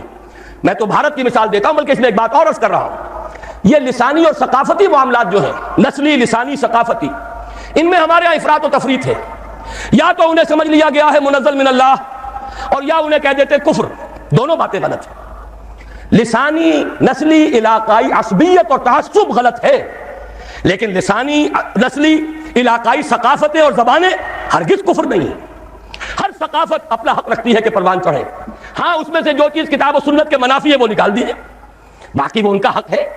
ہر زبان برابر کی حقدار ہے کہ پروان چڑھے، کے سوائے عربی زبان کے کوئی اور زبان مقدس نہیں، اور وہ بھی اس لیے نہیں کہ وہ عربوں کی زبان ہے، اس لیے کہ اس میں اللہ کی کتاب ہے، اللہ کا کلام ہے، اس میں اللہ کے رسول کے فرامین ہیں، براہ راست مطالعے کے لیے عربی زبان کا سیکھنا لازم ہے، ورنہ یہ ہے کہ اندھے کی لاٹھی جس کے ہاتھ میں چلی گئی وہ لے جائے گا۔ آپ کو جس نے جو بتا دیا قرآن میں یہ لکھا ہے، حدیث میں یہ لکھا ہے، آپ تو اس کے پیچھے چلنے پر مجبور ہوں گے۔ آنکھیں کھولیں، عربی پڑھیں اور دیکھیں کون کیا کہہ رہا ہے، قرآن اور سنت کے مطابق کہہ رہا ہے یا غلط کہہ رہا ہے۔ بہرحال عربی زبان اپنی جگہ، باقی لسانی ثقافتی جو فرق ہیں ان کو مٹانا ہرگز مقصود نہیں۔ قبائلی معاملات رہے، ہاشمی ہاشمی رہے، اموی اموی رہے، تائی تائی رہے، غفاری غفاری رہے، ثقفی ثقفی رہے، یہ سب کے سب قبیلے موجود رہے۔ اس اعتبار سے ان دونوں چیزوں کا معاملہ جو ہے درست اسی طرح ہو سکتا ہے کہ ایک دفعہ ان صوبوں کے حصے بکھرے کر دیے جائیں، اس میں لسانی اور ثقافتی یونٹس کو بھی سامنے رکھا جائے، کوئی حرج نہیں، کوئی خلاف کتاب و سنت نہیں، لیکن یہ ہے کہ اس سے دو طرفہ فائدہ ہوگا، یہ عصبیت ٹوٹ جائے گی اور یہ کہ لوگوں کو انتظامی طور پر سہولت حاصل ہو جائے گی۔ چھٹی چیز ہے، بلکہ پانچویں، سود اور جوئے کے کامل انسداد کے ذریعے معیشت کی تطہیر اور اس کی بجائے شراکت اور مضاربت کا صحیح شرعی نظام قائم کیا جائے۔ یہ وہ چیز ہے جو میں عرض کر چکا ہوں، ان میں سے ایک تو بہت آسان ہے۔ واقعہ یہ ہے کہ اس میں تو کوئی زلزلہ نہیں آتا، کوئی مشکل نہیں آتی۔ جوئے اور سٹے کو آج حرام کیا جا سکتا ہے بغیر اس کے کہ سرے منہ بھی کوئی فرق یہاں واقع ہو، کوئی مشکل پیدا ہو، فرق تو ہوگا، نجاست ختم ہو جائے گی، قرآن جسے کہہ رہا رجس من عمل الشیطان، تطہیر ہو جائے گی، لیکن یہ کہ کوئی زلزلہ نہیں آئے گا کہ کوئی ہماری نظام معیشت کا وہ لازمی حصہ ہے۔ سود کے بارے میں مانتا ہوں زلزلہ آئے گا، لیکن یہ زلزلہ خوش آئند زلزلہ ہے، اور جب تک یہ زلزلہ نہیں آئے گا تدریجاً سود ختم نہیں کیا جا سکتا۔ جب ایک طرف آپ حرام کی دکان کھلی رکھیں گے اور حرام سستا مل رہا ہوگا، دوسری طرف حلال ہوگا اور وہ مہنگا ہوگا، عام آدمی لازماً پانی جو ہے نشیب کی طرف جاتا ہے، وہ حرام کی طرف راغب ہو جائے گا۔ حرام کا دروازہ بند کیجئے۔ اب سرمایہ کہاں جائے گا؟ گھر میں نہیں رکھا رہے گا، گھر میں رکھا رہے گا پگھل جائے گا برف کی طرح، گھر میں رکھا جائے گا ڈیویلویشن کے ذریعے سے، انفلیشن کے ذریعے سے کم ہوتا چلا جائے گا، لا محالہ اسے میدان میں آنا پڑے گا، اور میدان میں آنے کے دو ہی راستے ہیں، مضاربت یا شراکت، یا یہ کہ خود کام کرو۔ ہماری عظیم اکثریت تو انہی لوگوں پر ہے، اپنا سرمایہ اپنی دکان، تھوڑی پونجی ہے ریڈی لگا رہا ہے، اس سے بھی کم ہے چھابڑی لے کر اپنے سر پر پھر رہا ہے، زیادہ اکثریت تو ان لوگوں کی ہے۔ لیکن جو بہت بڑے بڑے لوگ ہیں، کارخانے لگائیں شراکت کی بنیاد پر، کمپنیاں چلائیں مضاربت کی صحیح بنیاد پر، یہ لیبل جو ہے سود کے اوپر، یہ چاہے وہ پی ایل ایس ہے اور چاہے مضاربہ اس وقت جو ہو رہا ہے، وہ بہت بڑی جسارت ہے کہ سود کو مضاربہ کہا گیا ہے۔ یہ جتنے بھی نظام ہم نے اختیار کیے ہیں، یہ در حقیقت کل کے کل سود ہے۔ ہر بینکر سے پوچھ لیجئے، لکھ کر تو نہیں دے گا اس لیے کہ سرکاری ملازم ہے، اس کے بھی بال بچے ہیں، وہ بھی میرے اور آپ کی طرح اللہ تعالیٰ پر اعتماد اور توکل نہیں رکھتا، اسے بھی تنخواہ کا سہارا ہے، لیکن یہ کہ پوچھ لیجئے فوراً کہے گا کہ یہ وہی سود ہے، صرف لیبل بدلا ہے۔ حقیقت میں سود کو ختم کریں گے تو اللہ اور اس کے رسول سے ہماری صلح ہوگی، مصالحت ہوگی، ورنہ اللہ اور اس کے رسول کے خلاف جنگ کرتے رہیے، عذاب پر عذاب کے کوڑے آئیں گے۔ اور کوئی عجب نہیں کہ وہ چھوٹا کوڑا جس نے 2 لخت کیا تھا، لیکن غنیمت تھا کہ مشرقی پاکستان ون پیس رہا، ایک ملک تو رہا، بنگلہ دیش ہے، مسلمانوں کی اکثریت کا ملک ہے۔ وہ دور بھی گزر گیا جبکہ وہاں کسی نے یہ کہا تھا کہ اگرچہ بنگلہ دیش آبادی کے لحاظ سے سب سے بڑا مسلمان ملک ہے، but we won't like to be called a Muslim country، ہم یہ نہیں چاہیں گے کہ ہمیں مسلمان ملک کہا جائے، انا للہ و انا الیہ راجعون۔ یہ پہلے وزیر خارجہ تھے بنگلہ دیش کے، لیکن اللہ کا شکر ہے وہ وقت گیا، ون پیس ہے۔ کبھی بھولی ہوئی منزل بھی یاد آتی ہے راہی کو، اگر ہم نے کوئی قدم اٹھا لیا، یہ جنرل صاحب جو اپنا خون بہا کر آئے ہیں اس سرزمین میں، کیا جب کہ ہمارے اور فوجیوں کے اور جتنے لوگوں نے وہاں خون بہائے ہیں اور جن کے خون وہاں جذب ہوئے ہیں، وہ رنگ لائے گی ہنا پتھر پہ گر جانے کے بعد، اور پھر وہ ملک کم سے کم ون پیس ہے، ون پیس باقی ہے، ون پیس واپس بھی آ سکتا ہے۔ لیکن یاد رکھیے اگر اللہ کے عذاب کا دوسرا کوڑا مغربی پاکستان پر برسا تو یہ ایک پیس نہیں رہے گا، اس کے کئی ٹکڑے ہوں گے، منصوبے بن رہے ہیں۔ کبھی کوئی ہمیں سناتا ہے، اور امریکہ ہی کی سازش ہے، یہودیوں کی پشت پناہی ہے، کراچی کو الگ کرو، دیکھو ہانگ کانگ کو، دیکھو سنگاپور کو، سنگاپور آبادی میں تم سے 1/3، رقبے میں تم سے 1/3، صرف کراچی شہر سے بھی آبادی میں 1/3، اور دنیا میں کیا اس نے تہلکہ مچا دیا ہے، اس کی تجارت اور صنعت کے ڈنکے بج رہے ہیں، کیوں نہیں تم بھی الگ ہو جاتے؟ اور سندھو دیش، تمہاری زبان، تمہارا کلچر، تمہیں ریڈ انڈین بنایا جا رہا ہے، تم تو ختم کر دیے جاؤ گے، کیوں نہیں سندھو دیش بنواتے؟ یہ ساری تحریکیں اندرونی ہی اس کے اسباب نہیں ہیں، خارجی اس کی طرف سے تحریکیں موجود ہیں۔ اگر یہ کامیاب ہو گئے خدا نخواستہ خاکم بدہن، تو یہ تو کئی ٹکڑے ہوں گے۔ اور میں نے پہلے بھی کہا تھا، آج پھر سنا دینا چاہتا ہوں، یہ شہر لاہور ہے، بہت سے لوگ خوش ہوتے ہیں، ہماری سرحد کے اس پار سکھوں نے ناک میں دم کر رکھا ہے بھارتی حکومت کا، لیکن نوٹ کر لیجئے اگر خالصتان وجود میں آ گیا تو اس کا اصل رخ کدھر ہوگا؟ وہ طاقت خون دینے کی وہ عادی ہو گئی ہے قوم. اس پورے عرصے میں زیادہ تر سکھ مرے ہیں اور سکھوں ہی نے سکھوں کو مارا ہے. لیکن اگر کہیں ان کا ملک بن گیا تو ان کے رخ کدھر ہوں گے؟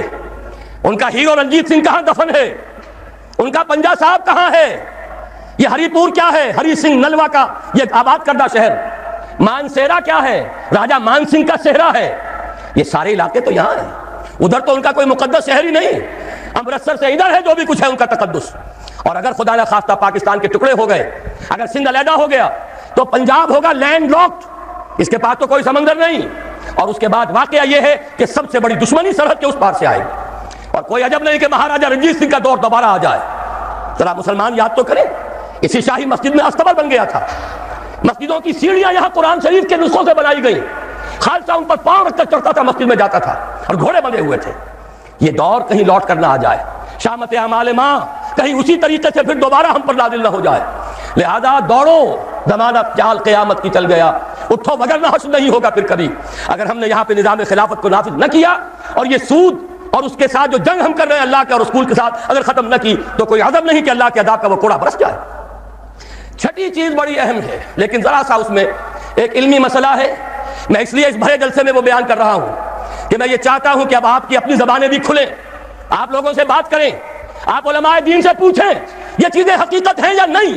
اگر ہیں تو اب تک کیوں چھپا کر رکھی گئی؟ کیوں ملوکیت کا اسلام ہی کا پرچار آج تک ہوتا رہا ہے؟ حضرت عمر فاروق کا ایک اجتہاد تھا.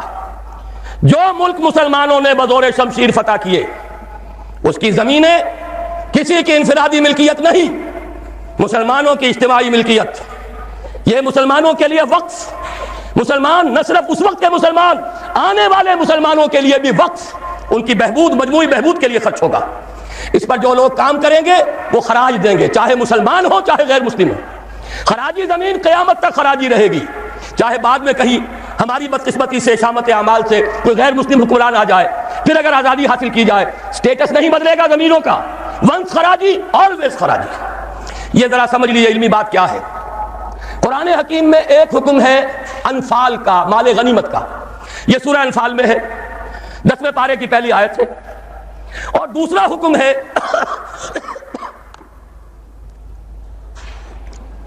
اموال فے کا. یہ سورہ حشر میں ہے. اموال غنیمت کا قانون یہ ہے کہ 5واں حصہ 1/5 بیت المال کا، 4/5 مجاہدین میں تقسیم ہو جائے گا. سوار ہے گھوڑا اور اونٹ بھی اس نے اپنا رکھا ہوا ہے تو اس کو 2 حصہ ملے گا، پیدل ہے اکیلا.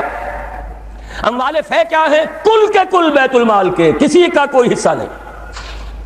عام خیال یہ تھا کہ یہ زمینیں جو فتح ہو رہی ہیں، عراق فتح ہو گیا، شام فتح ہو گیا، ایران فتح ہو گیا، مصر فتح ہو گیا. تصور تو کیجئے، the Fertile Crescent of the Middle East, سارا کا سارا فتح. چند سالوں کے اندر اندر چند ہزار صحابہ تھے جنہوں نے ان سارے علاقوں کو فتح کر لیا. اب انہوں نے مطالبہ کیا کہ جناب یہ مال غنیمت ہے، ہم نے جنگ کر کے فتح کیا، لہذا یہ زمینیں تقسیم کر دیجئے، 5واں حصہ رکھ لیجئے بیت المال کا. حضرت عمر نے فرمایا اگر میں نے یہ زمینیں اور یہ رقمیں تمہیں تقسیم کر دیے تو بعد کے آنے والے مسلمانوں کو کیا ملے گا؟ واقعہ یہ ہے کہ تاریخ انسانی کا بدترین جاگیردارانہ نظام قائم ہو جاتا اگر حضرت عمر یہ فیصلہ نہ کرتے. وہ عمر فاروق کان رائے موافقا بالکتاب والسنہ، کتاب اور وحی کے مطابق ان کی رائے، بلکہ میں کہتا ہوں وہی ان کی رائے کے مطابق نازل ہوئی. وہ عمر بن الخطاب جن کے بارے میں حضور نے فرمایا کہ لو کان بعدی نبی لکان عمر، میرے بعد کوئی نبی ہوتا تو عمر ہوتے. یہ ان کا اجتہاد ہے اور یہ اجتہاد کسی مولوی کا نہیں، امیر المومنین کا ہے. جبکہ پوری ملت اسلامی ایک حکومت، ایک نظام، مذہب اور سیاست میں کوئی تفرقہ نہیں. وہی خطیب ہے مسجد نبوی کا اور وہی امیر ہے وہ حکومت کا، سربراہ ہے حکومت کا. اس کا اجماع اور خلافت راشدہ کا یہ اجماع، یہ تو گویا کہ ہمیشہ کے لیے اٹل قانون ہے. اس کے اوپر اس اجتہاد پر عمل کیجئے. زرعی زمین کی 2 قسمیں ہماری شریعت میں ہیں. جو مسلمان لڑے بھڑے بغیر ایمان لے آئے ان کی زمینیں ان کی ملکیت ہیں. جیسے مدینے کے مسلمان، وہ تو لڑے نہیں، انہوں نے تو خود حضور کو لے کر اور ان کو دعوت دے کر وہ مدینے تشریف لے کر آئے ہیں. لہذا ان کی زمینیں ان کی ملکیت نہیں، ان سے عشر لیا گیا، یہ عشری زمینیں کہلاتی ہیں. جو زمینیں فتح ہوئی، جو ملک، یہ عشری نہیں خراجی ہیں. یہاں پر وہ ملکیت رہیں گی بیت المال کی، مسلمانوں کی اجتماعی ملکیت. وقف علی المسلمین، البتہ جو کام کرے مسلمان ہو، کاشتکار، مجوسی ہو، عیسائی ہو، وہ خراج دیں گے براہ راست بیت المال کو۔ پاکستان کا یہ سارا علاقہ مسلمانوں نے بدور شمشیر فتح کیا تھا، یہ کسی کے باپ کی جاگیر نہیں ہے۔ وہ جاگیر چاہے کبھی رنجیت سنگھ نے دی ہو، چاہے وہ انگریزوں نے دی ہو، چاہے اس سے پہلے کہ وہ سلاطین مغلیہ نے دی ہو، جن میں سے سوائے ایک اورنگزیب عالمگیر کے باقی سب کا جو رویہ تھا وہ سب کو معلوم ہے کہ کیا تھا۔ اکبر اعظم نے تو یہاں سے دین محمدی کا جنازہ نکالنے کے لیے ایڑی چوٹی کا دور لگا دیا تھا صلی اللہ علیہ وسلم، نیا دین الہی رائج کیا تھا وہ اکبر اعظم علیہ ما علیہ۔ ان کی دی ہوئی جاگیریں اور وہ مقدس ہو جائیں گی، انگریز کی دی ہوئی جاگیریں اور وہ مقدس ہو جائیں گی، رنجیت سنگھ کی دی ہوئی جاگیریں وہ مقدس ہو جائیں گی۔ معاذ اللہ، یہ تمام زمینیں بیت المال کی ہیں، وقف للمسلمین، ان سے خراج جائے گا براہ راست بیت المال میں، آدھی یا اس سے بھی زائد یا اس سے کم جو پوری پیداوار کا جائے گا وہاں۔ اتنا ریونیو جمع ہوگا، اتنا ریونیو جمع ہوگا کہ بہت سے لعنتی ٹیکسوں سے نجات مل جائے گی، جن میں سب سے بڑا لعنتی ٹیکس جو ہے انکم ٹیکس ہے۔ عام کاروباری آدمی یا تو ہمہ وقت کلرک رکھے، اکاؤنٹنٹ رکھے، اور پھر اسے بازار سے بھی نہیں ملتی رسید، وہ سامان لے کر آتا ہے رسید نہیں دیتے، اب وہ جاتا ہے انکم ٹیکس افسر کے سامنے بھیگی بلی بنا کھڑا ہوا ہے، جھوٹ بولے، جھوٹ حلفیہ بیان دے، رشوت دے، اکاؤنٹنٹس کو دے، انکم ٹیکس آفیسر کو دے، چھوٹ جائے گا، جان بچ جائے گی، اور اگر جھوٹ نہیں بولے گا اپنی بھی ساتھ الٹ دے۔ لہذا تقریباً سب کے سب جھوٹے ہو گئے، جھوٹے حلف دیتے ہیں۔ جب جھوٹا حلف انسان نے دے دیا ایک معاملے میں تو یوں سمجھیے کہ کور کھل گیا بوتل کا، اب تو جھوٹ ہی ہوگا، اسی کا راج ہوگا۔ یہ سب سے بڑا ملعون ٹیکس ہے کہ جس نے ہمارے ہاں صداقت کا، دیانت کا، امانت کا جنازہ نکال دیا۔ اور یہ سب کچھ کیوں؟ اس لیے کہ جو اصل آمدنی کا ذریعہ ہے وہ تو ہم نے جاگیرداروں کو دے رکھا ہے، ان کے محل سج رہے ہیں، ان کے بڑے بڑے بنگلے ہیں، ان کے عیش ہیں۔ ہاری کو دیکھو، یہاں کے کاشتکار کو دیکھو۔ ایک صاحب نے ایک دفعہ کہا تھا جو پہلے لاہور میں رہتے تھے پھر کچھ عرصے جا کر ایک دیہات میں مقیم ہوئے، کہنے لگے خدا کی قسم میں دیکھ کر حیران رہ گیا ہوں، پنجاب کا دیہاتی کاشتکار خود نہیں نہاتا، ہفتوں اپنی بھینس کو ضرور نہلاتا ہے لیکن خود نہانے کا کوئی تصور نہیں، وہ حیوان سے بدتر ہو کر زندگی گزار رہا ہے۔ یہی حال ہاریوں کا ہے، یہی آپ جا کر دیکھیے وہ بیچارے بھیڑے بکریاں پالنے والے بلوچستان کا عام بلوچ، اور عیش کن کے ہیں سرداروں کے، عیش کن کے ہیں جاگیرداروں کے، زمینداروں کے۔ یہ سارا نظام ختم کر کے اور اس اجتہاد کی اصول پر یہ ساری زمینیں خراجی ہیں۔ اسی شہر لاہور کی بات کہہ رہا ہوں، ایک بہت بڑے مفتی صاحب، ان کے صاحبزادے نے مجھے بتایا کہ میرے والد صاحب کا قول یہ ہے کہ یہاں کی ساری زمینیں خراجی ہیں، عشری نہیں ہیں، لیکن جب انہی کے ہاں، انہی کے دارالعلوم میں ہمارے ایک ساتھی نے استفتاء لکھ کر بھیجا تو ان مفتی صاحب نے دستخط نہیں کیے، کسی اور چھوٹے مفتی سے، وہ جو مفتی صاحب ابھی سمجھئے کہ ابھی وہ ایکسرسائز ہی کر رہے ہیں، اپرینٹس ہیں، ان کے ہاتھ سے دستخط کروا کے بھجوا دیا، یہ تو عشری ہے۔ یہ حال ہمارے علماء کا ہو چکا ہے۔ کیوں ہو گیا ہے؟ یہ سارے ادارے کن سے چلتے ہیں؟ چندے کون دیتے ہیں؟ سرپرستی کون فرماتا ہے؟ وہ تو وہی لوگ ہیں۔ سرمایہ دار کا چندہ نہ ہو تو دارالعلوم نہیں چلے گا، سرمایہ دار کا چندہ نہ ہو تو یہ سارے جو بھی ٹھاٹھ بچھے ہوئے ہیں، جو بڑی بڑی مسندیں سجی ہوئی ہیں، جو بڑی بڑی جائیدادیں بن گئی ہیں، ریاستیں بن گئی ہیں، یہ کہاں سے آئیں گی؟ لہذا سچ بات کیسے کہی جائے؟ ان کے لیے ہیں مشکلات ہیں، لیکن اب ہمیں حقائق کو علل اعلان کہنا ہوگا۔ وہ جو اقبال نے کہا تھا، وہ شعر تو آپ کو سنایا جنرل صاحب نے، کس نباشت در جہاں محتاج کس، نقطۂ شرع مبینی نس تو بس۔ اور میں آپ کو شعر سنا رہا ہوں جو حرف قل لفظ میں پوشیدہ تھی اب تک، اس دور میں شاید وہ حقیقت ہو نمودار۔ اور میں ابتدا میں کہہ چکا ہوں علامہ اقبال کی بات، میں ان کا ادنا طالب علم ہوں، ویسے میں انہیں کوئی معصوم نہیں سمجھتا، ان کی عملی زندگی ہمارے لیے مثالی نہیں ہے، قابل تقلید نہیں ہے، ان کا فکر ہے جو بہت بلند ہے۔ مجھے آج کے دور میں، اس پوری صدی میں، فکر کے اعتبار سے ان کے قریب بھی کوئی شخص نظر نہیں آیا آج تک۔ 60ویں برس میں ہوں اپنی عمر کے میں، اور مطالعہ کر رہا ہوں کم سے کم 40 برس سے، لیکن یہ کہ اپنی جگہ ہے، عظمت ایک پہلو سے بہت ہے، دوسرے پہلو سے وہ ہمارے لیے کوئی واجب التقلید نہیں۔ عملی زندگی خود وہ کہہ گئے، اقبال بڑا اپدیشک ہے، من باتوں میں موہ لیتا ہے، گفتار کا یہ غازی تو بنا، کردار کا غازی بن نہ سکا۔ کوئی بات نہیں، اللہ معاف فرمائے گا عمل کو۔ بات صحیح کہی ہے، اور وہ یہ کہی ہے کہ دور ملوکیت میں اسلام کے چہرے انور پر جو پردے پڑ گئے تھے، آج وقت آیا ہے کہ ان پردوں کو اٹھا دیا جائے، ڈنکے کی چوٹ کہا جائے یہ زمینیں خراجی ہیں، کسی کی ملکیت نہیں ہے، کسی کے باپ کی جاگیر نہیں ہے، یہ سب مسلمانوں پر وقف ہے، ان کی بہبود کے لیے ہے، ان سے خراج براہ راست جائے، نیا بندوبست اراضی کیا جائے۔ جو پہلے کام کر رہے ہیں ان کا حق فائق ہے، الفضل للمتقدم پہلے موجود ہیں جو کام کر رہے ہیں، ورکیبل یونٹ بنا دیا جائے۔ اور یہ وہ بات ہے، سن 82 میں نے صرف 2 مہینے کی خطا کی تھی، ضیاء الحق صاحب کی شورا میں 2 اجلاس اٹینڈ کیے تھے، اور ڈنکے کی چوٹ کہا تھا کہ خدا کے لیے ایک کمیشن بٹھائیے، جید علماء بھی ہوں اس میں، جب وہ دیکھیں گے کہ موقع ہے سچ بات کہنے کا تو بہت سے حضرات انشاءاللہ تعالی حق بیان کریں گے، لیکن یہ کہ ان کو موقع دیجئے، تحفظ دیجئے، اور یہ کہ بندوبست اراضی کے ماہرین کو بٹھائیے، زمین کا ایک نیا بندوبست ہو جو اس ملک کے لیے مفید ہو، جو عوام کی بہبود میں ہو، جس سے عدل و انصاف کے تقاضے پورے ہو جائیں، اور سارا ریونیو بیت المال کو، خزانے کو، اس لیے کہ خراج کی رقم ہر مصرف میں آ سکتی ہے، دفاعی مصرف میں آ سکتی ہے، انتظامی مصرفوں میں آ سکتی ہے، جبکہ عشر اور زکوٰۃ صرف مسلمانوں کی بہبود پر خرچ ہو سکتا ہے۔ لیکن خراج کا معاملہ یہ ہے کہ بہت سی چیزیں جس کے لیے ہمیں ٹیکسیشن کا سہارا لینا پڑتا ہے، وہ سب کے سب بھی ہم اس خراج کی رقم سے پورا کر سکیں گے۔ بہرحال یہ بڑا مشکل کام ہے، اس مشکل ہی کے لیے دعوت دینے کے لیے آپ کی خدمت میں حاضری ہوئی۔ مشکل کے بغیر دنیا میں کبھی کچھ نہیں ہوا، قربانی کے بغیر کہیں اسے آپ توہین رسالت نہ سمجھ لیں، معاذ اللہ ثم معاذ اللہ، قربانی کے بغیر محمد الرسول اللہ والذین معہ، اگر کسی کو حق پہنچتا تھا کہ انہیں کوئی تکلیف نہ پہنچتی اور انقلاب آ جاتا تو وہ محمد تھے صلی اللہ علیہ وسلم، وہ حقدار محبوب رب العالمین سید الاولین والآخرین، ان کو حق پہنچ سکتا تھا۔ ان کے پاؤں میں صرف کانٹے نہیں چبھے، وہ تو ابتدائی بات ہے جب چچی بچھا دیا کرتی تھی دروازے کے باہر کانٹے لا کر، ان پر تو پتھراؤ ہوا ہے، ان کا جسم مبارک لہو لہان ہوا ہے، وہ 3 برس کے لیے شیب بنی ہاشم میں محصور رہے ہیں، شدید ترین فاقے آئے ہیں، وہ 3 دن غار ثور میں چھپے ہوئے رہے ہیں، اور وہاں آپ نے اپنے آپ کو جو ہے محفوظ رکھا ہے۔ پھر کیا نہیں ہوا؟ جنگ بدر میں طویل ترین سجدہ کیا، اے اللہ کل جو مارکا ہونے والا ہے، اگر کہیں یہ 313 میرے 15 برس کی کمائی اگر کہیں یہ کل ختم ہو گئی تو پھر قیامت تک تیرا نام لینے والا کوئی نہ ہوگا۔ حضرت ابوبکر تھے جو جھونپڑی کے باہر پہرا دے رہے تھے ننگی تلوار کے ساتھ، انہوں نے عرض کیا حسبک حسبک حضور، بس کیجئے بس کیجئے۔ پھر کیا غزوہ احد میں دندان مبارک شہید نہیں ہوئے؟ کیا 70 صحابہ شہید نہیں ہوئے؟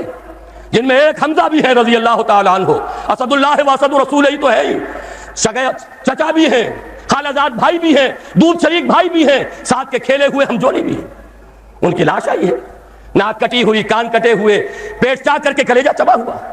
اس کے بغیر انقلاب نہیں آیا تھا، اس کے بغیر نظام نہیں بدلتا۔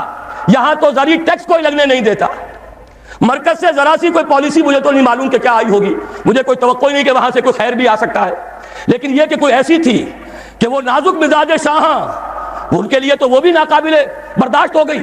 وہی آئی جی آئی کی حکومت مرکز میں، وہی آئی جی آئی کی حکومت یہاں، اور اس نے اس کے خلاف قرارداد پاس کر دی، اس لیے کہ ٹیکس نہیں دے سکتا، زمیندار نہیں، بیچارہ ایک تنخواہ دار ملازم 3000 4000 روپیہ جو آج کل کچھ بھی نہیں ہے وہ تنخواہ لے رہا ہے، ایٹ سورس اس کا انکم ٹیکس کٹ جائے گا، انکم ٹیکس کٹے بغیر تنخواہ نہیں ملے گی۔ لیکن یہ کہ ان کے لیے کوئی ٹیکس نہیں، جو ٹیکس دینے کو تیار نہیں، جن پر ٹیکس نہ نواز شریف صاحب لگا سکتے ہیں، نہ بے نظیر لگا سکی، نہ بے نظیر کا باپ لگا سکا، نہ نواز شریف صاحب کے جو سرپرست تھے وہ لگا سکے۔ ظاہر بات ہے کہ اس کے لیے تو جب تک جانی قربانی نہیں دی جائے گی، جب تک کہ ہزاروں لوگ اپنے خون کا نذرانہ دینے کو تیار نہیں ہوں گے، یہ ظلم کی رات ختم نہیں ہوگی۔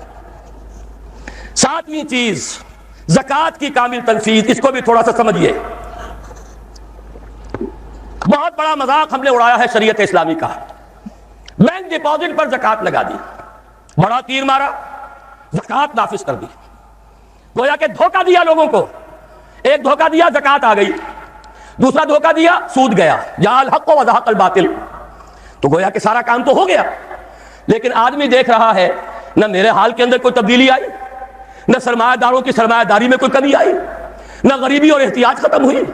ہسپتالوں میں جا کے دیکھیے کس طرح دھکے مل رہے ہیں، وہ تو جن کے پاس بڑی بڑی فیسیں دینے کے لیے پیسے ہوں وہ جائیں، جو بھی نرسری ہومز ہیں بڑی سے بڑی وہاں پر جو فیس ادا کرے، غریب آدمی دھکا کھاتا ہے یا پانی لے کر آتا ہے، یا وہاں بھی لوٹ مار ہوتی ہے، پرچے لکھ دیے جاتے ہیں بازار سے جا کے دوا لے آؤ، اور اس میں سے بھی آدھی رکھ کر اسے آدھی استعمال کی جاتی ہے۔ یہ اس ملک میں ہو رہا ہے، جبکہ زکوٰۃ بھی آ گئی، سود بھی چلا گیا، جاء الحق بھی ہو گیا، زهق الباطل بھی ہو گیا، جبکہ کچھ بھی نہیں ہوا، دھوکہ ہی دھوکہ، فریب ہی فریب۔ صحیح کہا جنہوں نے کہا یہ سود کی نجاست میں سے ایک حصہ آپ نے لے لیا، 10% 15% سود دیا تھا، 2.5% لے لیا، سود کا چوتھا 5واں حصہ لیا ہے، اللہ اللہ خیر صلی اللہ، نجاست ہی نجاست ہے، اس سے کیا خیر وجود میں آئے گا۔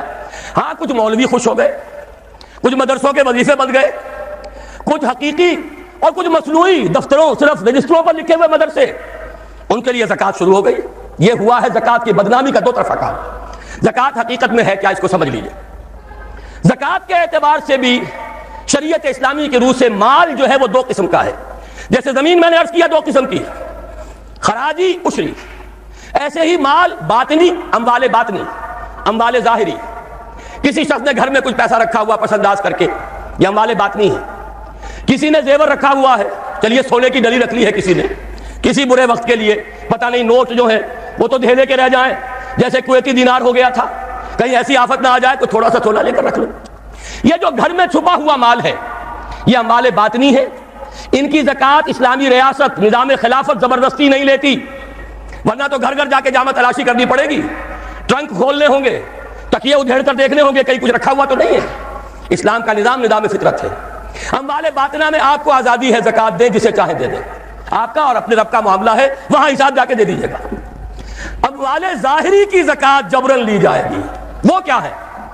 یہ مال ہے جو دکانوں میں ہے، اموال تجارت، یہ فیکٹریاں ہیں جن میں فنش پروڈکٹ بھی ہے، خام مال بھی ہے، یہ بھیڑ بکریوں کے گلے ہیں، ہزار ہزار بھیڑیں اور ہزار ہزار بکریاں، اونٹوں کی قطاریں، یہ ہے جو ظاہر مال ہے، سامنے ہے، کہاں چھپا کر لے جائیں گے؟ گودام بھی ہے تو وہ گھر تو نہیں ہے، گودام کی تلاشی ہو سکتی ہے، دکان کا حساب لگایا جا سکتا ہے۔ فیکٹری کے اندر اس کی زمین، اس کی مشین، اس کے ٹولز ایگزمپٹ، اس پر زکوٰۃ نہیں ہے۔ لیکن جو بھی مال ہے اس میں وہ دو شکلوں میں ہوگا، یا خام مال ہے، کپڑا بنانے کا کارخانہ ہے تو دھاگا پڑا ہے اتنے کروڑ کا، تیار کپڑا ہے اتنے کروڑ کا، اس کا 2.5% دے دیجئے۔ مال ہے 5 لاکھ کا، دکان کے اندر 2.5% دے دیجئے، اموال ظاہر ہے۔ اور اس میں اس سے کوئی غرض نہیں کہ سال بھر میں آپ نے کچھ کمایا کہ گوایا، جب تک آپ نصاب کی حد سے اوپر ہیں، چاہے آپ کا اس سال میں آدھا مال گیا، 10 لاکھ کی مالیت تھی، اب آپ 5 لاکھ کے ہیں، لیکن 5 لاکھ پر بھی آپ کو 2.5% دینا ہے، چاہے کمایا ہو چاہے گوایا ہو۔ اور یہ ٹوٹل پر ہے، کسی اکاؤنٹنٹ کی ضرورت نہیں، جو تاریخ معین ہے جا کر دیکھیے کیا مال پڑا ہوا ہے، 2.5% حساب کر کے دیکھیے، اتنی رقم آئے گی۔ ابھی جو کہہ رہے تھے جنرل صاحب کہ یہ نعرہ بھٹو نے لگایا، یہ بالکل وہی بات ہے جو علامہ اقبال نے فرمائی ہے، مغربی تہذیب میں بھی ایک حصہ حق کا ہے، اگرچہ باطل نے اس کے اوپر پورا غلبہ حاصل کر لیا، لیکن حق کا حصہ اس میں بھی تھا۔ وہ کیا تھا؟ اوہام پر اپنی بات نہ قائم کرو، لا تقف ما لیس لک بہ علم ان السمع والبصر والفؤاد کل اولئک کان عنہ مسئولا۔ علم پر بات کرو، وہم پر نہیں، محض تصورات پر نہیں، محض توہمات پر نہیں، علم پر، موقف تمہارا علم پر قائم ہونا چاہیے۔ یہ بات تھی، انہوں نے لی، توہمات کو ختم کیا، کھول آنکھ، زمین دیکھ، فلک دیکھ، فضا دیکھ، مشرق سے ابھرتے ہوئے سورج کو ذرا دیکھ، لہذا سائنس بڑھی، ٹیکنالوجی بڑھی، آئی ان کے ہاں ترقی آئی۔ اسی طرح یہ سمجھ لیجئے روٹی، کپڑا اور مکان کوئی کافرانہ نعرہ نہیں تھا، یہ افراد کا بنیادی حق ہے، اور تاریخ انسانی میں پہلی مرتبہ عمر فاروق نے اس حق کا بیان کیا۔ اگر دجلہ اور فرات کے کنارے ایک کتا بھی بھوکا مر گیا تو عمر قیامت کے دن ذمہ دار ہوگا۔ کون مارکس ہے، کیا پدی اور کیا پتی کا شوربہ، کون کوئی جدید تصورات دینے والے ہوں گے؟ یہ کل کی پیداوار ہے اور آج ختم ہو چکے، آج ان کے چہروں پر کالک بلی جا رہی ہے، آج ان کے مجسمے گرائے جا رہے ہیں۔ عمر فاروق کا فرمان، یہ محمد کے غلام اور ایک ادنا تربیت یافتہ سپاہی کا فرمان ہے، یہ تا قیام قیامت قائم رہے گا۔ ہر شہری کی بنیادی ضروریات کی کفالت ہے جو نظام خلافت کے ذمہ ہے۔ اور اس میں تو جیسا کہ میں نے عرض کیا، اس میں تو حضرت عمر نے مسلمان نہیں کہا، صرف مسلمان نہیں، جانوروں تک بات پہنچا دی۔ اس کا مطلب یہ کہ غیر مسلموں کا بھی حق ہے، اس لیے کہ حضرت عمر ہی نے ایک مرتبہ دیکھا تھا، کسی صوبائی دارالحکومت کے دورے پر گئے تھے، کوئی ایک بڈھا غیر مسلم غالباً مجوسی تھا، وہ کچھ خیرات مانگتا پھر رہا تھا، بہت بوڑھا ضعیف۔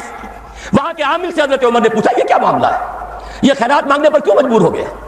تو انہوں نے کہا غریب ہے اور اس کے پاس کوئی ذریعہ نہیں ہے۔ فرمایا یہ بڑا ظلم ہے کہ جب یہ جوان تھا، کماتا تھا، ہم اسے جزیہ لیتے تھے، اور آج اگر یہ بوڑھا ہو گیا ہے اور اس کا کوئی والی وارث نہیں ہے تو ہم نے اسے سڑکوں کے اوپر بھیک مانگنے کے لیے چھوڑ دیا، اس کا بھی وظیفہ مقرر ہو جائے گا۔ یہ ذمہ داری، یہ کفالت عامہ ہر شہری کے لیے۔ اور یہ جان لیجئے تجارت میں اور صنعت میں یہ سارا فساد جو اس وقت ہے وہ اس وجہ سے ہے کہ عام آدمی، عام کسان، عام مزدور مجبور ہے کہ سرمایہ دار اور جاگیردار کی ٹرمز پر کام کرے، نہ کرے گا تو کیا کرے گا؟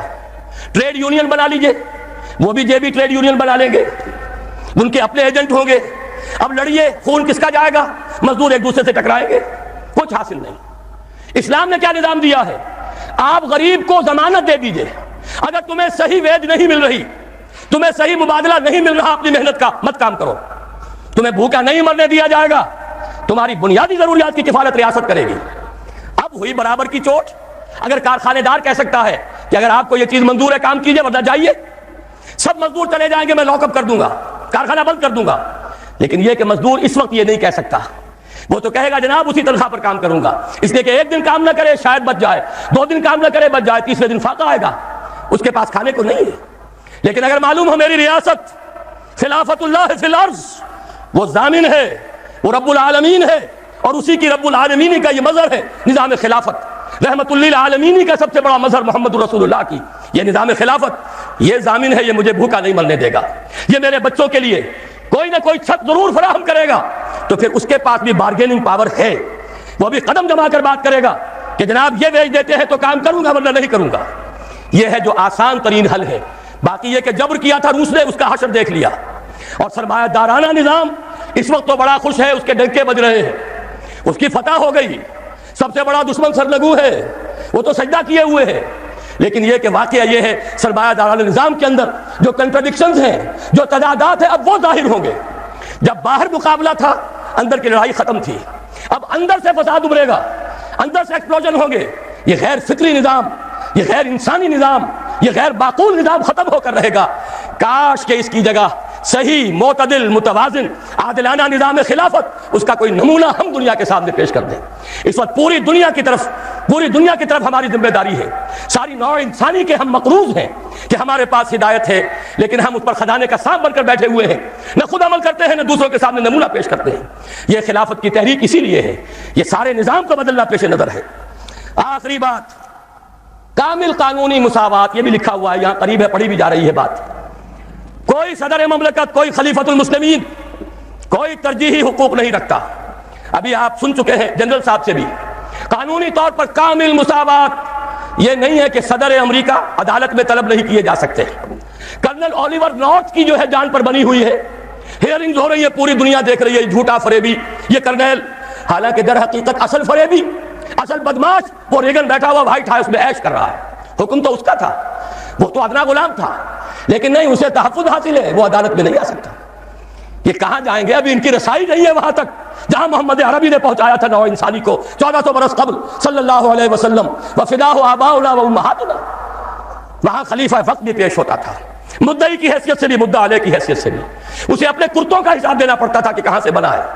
کوئی تحفظ نہیں تھا کہ میں خلیفہ ہوں، مجھ سے کہاں پوچھ سکتے ہو، وہ نظام کسی کے لیے کوئی تحفظ نہیں۔ اسی لیے علامہ اقبال نے کہا تھا یہ جو بھی کوئی خیر خوبی کہیں پیچ ورک میں نظر آ جاتی ہے، یہاں کوئی ہے روشنی، یہاں کوئی روشنی ہے، یہاں کوئی آزادی ہے، یہاں تھوڑی سی مساوات ہے، یہ جو بھی خیر نظر آتا ہے، ہر کجا بینی جہان رنگ و بو، کہ از خاک اشبر و ید آرزو، یاد نور مصطفیٰ اورا بہاست، یا ہنوز اندر تلاش مصطفیٰ۔ ابھی تو جہاں محمد رسول اللہ نے پہنچایا تھا نوع انسانی کو، ابھی تو انسان اس کی گرد کو نہیں پہنچ پایا۔ نظام خلافت میں ہمارے ہاں تو وہ تماشا بھی ہو گیا تھا، کسی ایم پی اے صاحب سے کسی پولیس آفیسر نے کچھ بات پرس کر لی، قیامت آ گئی، زلزلہ آ گیا، گویا کہ انہوں نے کہا ہم نے کروڑوں یوں ہی خرچ کیے، ہم نے یہ ساری دھاندلیاں یوں ہی کی تھی، ہم نے آپ کے ہر جھوٹ کو سچ اس لیے کیا ہے کہ ہماری عزت کا تحفظ نہ ہو۔ اور معجزہ ہوا پارلیمانی جمہوریت کا کہ ایک بات وہ تھی کہ جس پر حکومت کی پارٹی اور اپوزیشن پارٹی دونوں متفق، اس لیے کہ لوٹ مار میں تو دونوں متفق ہیں۔ لوٹ مار کا حال تو یہ ہے کہ کہا جاتا ہے کہ بیوی کیا کر رہی ہو، کیوں یہ گندے کپڑے باہر لا کر دھونے شروع کر دیے، اپنے ساتھیوں کو دیکھو ان کا بھی یہی حال ہے۔ یہ نہیں کہا کہ ہم پاک ہیں، یہ کہا کہ اگر ہم ناپاک ہیں، اگر ہم نے لوٹ مار کی ہے تو تمہارے ساتھی بھی لٹیرے ہیں، گویا کہ نصف لی و نصف لک وہذا قوم جاہلون، کیوں یہ پردے اٹھا رہی ہو۔ یہ معاملہ در حقیقت اس نظام کے اوپر سب سے بڑا طنز جو صوبے کے سب سے بڑے ذمہ دار آدمی کی زبان سے نکلا ہے، وزیر اعلیٰ پنجاب، کہ بیوی کیا کر رہی ہو، اپنے آدمیوں کو بھی دیکھ لو۔ یہ ساری لوٹ مار انہوں نے بھی کی تھی کہ ہم ہی نہیں ہیں، سنتے ہیں اگلے زمانے میں کوئی میر بھی تھا، سب نے تم نے یہی کام کیے ہیں۔ اسلام میں کوئی تحفظ نہیں، قانونی مساوات، خلیفہ وقت بھی آئے گا عدالت میں، مدعی کی حیثیت سے آئے گا، اور اگر قانون اسلامی کے مطابق گواہی پیش نہ کر سکا اس کا دعویٰ خارج ہو جائے گا۔ علی مرتضیٰ رضی اللہ تعالی عنہ مدعی، قاضی شریح قاضی پوچھتے ہیں کہ یہ زرہ آپ کہتے ہیں کہ آپ کی ہے، یہودی کے کسی کے ہاں سے برآمد ہوئی ہے، بتائیے آپ کے پاس گواہ۔ فرمایا میرا بیٹا ہے حسن، میرا غلام ہے۔ قاضی فرماتے کہ نہیں جناب، شریعت اسلامی کی روح سے بیٹے اور غلام کی گواہی قابل قبول نہیں، کوئی اور گواہ ہے؟ فرمایا نہیں، دعویٰ خارج۔ کوئی شخص، قاضی شریح تو خیر بہت بڑی شے ہے، کوئی بات کا عام مسلمان بھی حضرت علی کے بارے میں یہ گمان کرے کہ وہ جھوٹ بول سکتے تھے تو ایمان کے لالے پڑ جائیں گے، ایمان ختم ہو جائے گا۔ کیا وہ جھوٹے مدعی تھے؟ ہرگز نہیں۔ لیکن قانون ہے، قانون میں سب برابر ہوں گے۔ یہ ہے وہ مثال کے جو دی گئی ہے۔ البتہ اس میں ایک اندیشہ ہوتا ہے کہ کچھ شریر لوگ کئی خلیفہ وقت کو مقدمے بازی ہی کے اندر گھیرے رکھیں، اسے کوئی کام کرنے کا موقع نہ دیں۔ اس کے لیے تعزیرات ہیں، جس کی سب سے بڑی مثال، اگر کوئی شخص کسی دوسرے شخص پر زنا کا الزام لگائے اور اگر ثابت نہ کر پائے تو اگر وہ زانی یا زانیہ غیر شادی شدہ ہے تو اس کے 100 کوڑے لگتے اگر ثابت ہو جاتا، تو یہ جس نے الزام لگایا اور ثابت نہیں کر سکا اس کو 80 کوڑے لگیں گے۔ تیار ہو، آ جاؤ، لگاؤ الزام۔ ایسی ہی تعزیر جو ہے معین کی جا سکتی ہے کہ جو لوگ غلط کوئی مقدمہ قائم کریں گے، غلط الزام لگائیں گے خلیفہ وقت پر، اس کو یہ سزا ملے گی۔ اب جو رسک لے سکتا ہے آئے میدان میں۔ قانونی تحفظ نہیں ہے، البتہ یہ کہ اس قسم کی تعزیرات کے ذریعے سے اس معاملے کو ایک حد سے کے اندر رکھا جا سکتا ہے۔ نویں بات، شراب اور دوسری نشہ آور چیزوں کے مکمل استحصال کے لیے سخت تعزیری قوانین۔ کچھ کہنے کی ضرورت نہیں، کوئی اختلاف اس میں ہو ہی نہیں سکتا۔ آخری بات جو ایک بات میں کئی باتوں پر مشتمل ہے، مخلوط معاشرت کا سد باب۔ مخلوط قومیت حرام، مخلوط معاشرت حرام۔ عورت اور مرد، ان کا جدا جسمانی نظام، جدا نفسیاتی ساخت، جدا ذمہ داریاں، جدا دائرہ ہائے کار۔ البتہ کوئی قدغن نہیں، ڈاکٹر بننا چاہتی ہے لڑکی بنے، مفید ہے، عورتوں کا علاج کرے گی، مردوں کے پاس جانے کی ضرورت نہیں ہوگی، لیکن اختلاط نہ ہو۔ ان کے اسکول علیحدہ، ان کے کالج علیحدہ، ان کے ہسپتال علیحدہ، ان کی یونیورسٹی کیوں علیحدہ نہیں ہو سکتی؟ اگر فرض کیجئے ضرورت ہے کہ یہ دنیا جو ہے اقتصادی دنیا ہے، انسان اکنامک اینیمل بن کر رہ گیا ہے اور ہمیں مقابلہ کرنا ہے، تو ہماری عورتیں بھی کام کریں، ہاتھ بٹائیں مردوں کا صنعتی پروڈکشن میں، کوئی حرج نہیں، اسلام نے حرام نہیں کیا، لیکن ان کے لیے کاٹیج انڈسٹری کا بندوبست کیجئے، گھر میں مال پہنچائیے اور لیجئے مال وہاں سے، یا ایسے انڈسٹریل یونٹس قائم کریں جن میں عورتیں کام کریں، عورتیں ہی سپروائز کریں، لہذا اور ان کے جو کام کے گھنٹے ہیں، اوقات کار کم رکھے جائیں تاکہ وہ گھر میں جا کر خاتون خانہ کے فرائض، مرد فرائض، بیوی کے فرائض وہ بھی صحیح طور سے انجام دے سکیں۔ ورنہ یہ کہ وہاں اگر ملازم رکھ لیا تو یہاں باہر آ کر کام کیا تو حاصل کیا ہوا؟ قومی سطح پر تو ادھر سے کمائی کی ادھر دے دی۔ اس اعتبار سے خالص اکنامک اعتبار سے بھی قطعاً اس کی کوئی ضرورت نہیں۔ کاٹیج انڈسٹری اور علیحدہ انڈسٹریل یونٹس یہ سارے کیجئے۔ آخر آپ سوچئے، اگر زنانہ اسپتال میں نرس لیڈی ڈاکٹر عورتیں ہیں، نرس سے بھی عورتیں ہوں، کوئی حرج نہیں، مردانہ اسپتال میں عورتیں کیوں نرس ہوں؟ جو سکینڈلز ہوتے ہیں روز آتے ہیں، ڈاکٹروں اور نرسوں کے معاملات، پھر مریضوں اور نرسوں کے معاملات، روز کہانیاں آپ پڑھتے ہیں، لیکن یہ کہ آنکھ نہیں کھلتی۔ معلوم ہوتا ہے انگریز چھوڑ گیا ہے، وہ نائٹنگیل اس کا کوئی پیدا کردہ نظام، وہ یہ دنیا میں چلتا رہے گا۔ میں نے تو عرض کیا نا کہ معلوم ہوا جو شے وہ چھوڑ گیا ہے، پارلیمانی نظام جمہوریت سے لے کر کرکٹ کے گیم تک پوری وفاداری کے ساتھ بشرط استواری، اسی کو ہم نے ایمان سمجھا ہوا ہے۔ اس سے نکل کر اور پھر یہ کہ عورت اگر باہر آئے مجبوراً، ستر اور حجاب کے احکام کی پابندی کرائی جائے گی۔ ہمارے پڑوسی ملک میں کروا لی گئی، اگرچہ اب وہاں پر دوبارہ ڈھیل آ رہی ہے، اس کی کچھ اور وجوہات ہیں، لیکن ایک مرتبہ تو انہوں نے تماشا کر کے دکھا دیا ان کی تہذیب کو۔ یہ چونکہ مولانا ظفر علی خان کا شعر ہے اس لیے سنا رہا ہوں، اگرچہ ایک لفظ میں غیر ثقہ آ گیا ہے۔ تہذیب نو کے منہ پہ وہ تھپڑ رسید کر جو اس حرامزادی کا حلیہ بگاڑ دے، کم سے کم انہوں نے ایک دفعہ تو کر کے دکھایا۔ کاش پاکستان جو اسلام کے نام پر بنا ہے، وہاں ہم یہ بے حیائی، بے حجابی، فحاشی کا راستہ بند کر سکیں، اور شرم اور حیا، فیملی لائف، گھریلو زندگی، اس کا سکون اور امن اور چین، شوہر اور بیوی کے درمیان باہمی اعتماد، یہ فضا دوبارہ پیدا ہو۔ اللہ کرے کہ ان لعنتوں سے جو مغربی تہذیب کی نقالی میں ہمارے آئی ہے، ہم ان سے چھٹکارا حاصل کر سکیں۔ بہرحال یہ 10 نکات ہیں، ذرا مہلت ہو، وقت تو زیادہ ہو گئی ہے، لیکن یہ چکر لگا لیں گے، یہاں پر پڑھتے جائیں گے تو کوئی حرج نہیں ہے۔ اب سوال یہ ہے کہ یہ نظام آئے گا کیسے؟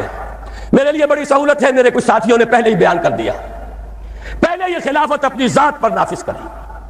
ہمارا اپنا وجود ایک نفس ہے اور ایک ہمارے ہاں روح ہے، روح ربانی، وَنَفَخْتُ فِيهِ مِن رُوحِي، یہ روح خلیفت اللہ ہے، امر اللہ ہے۔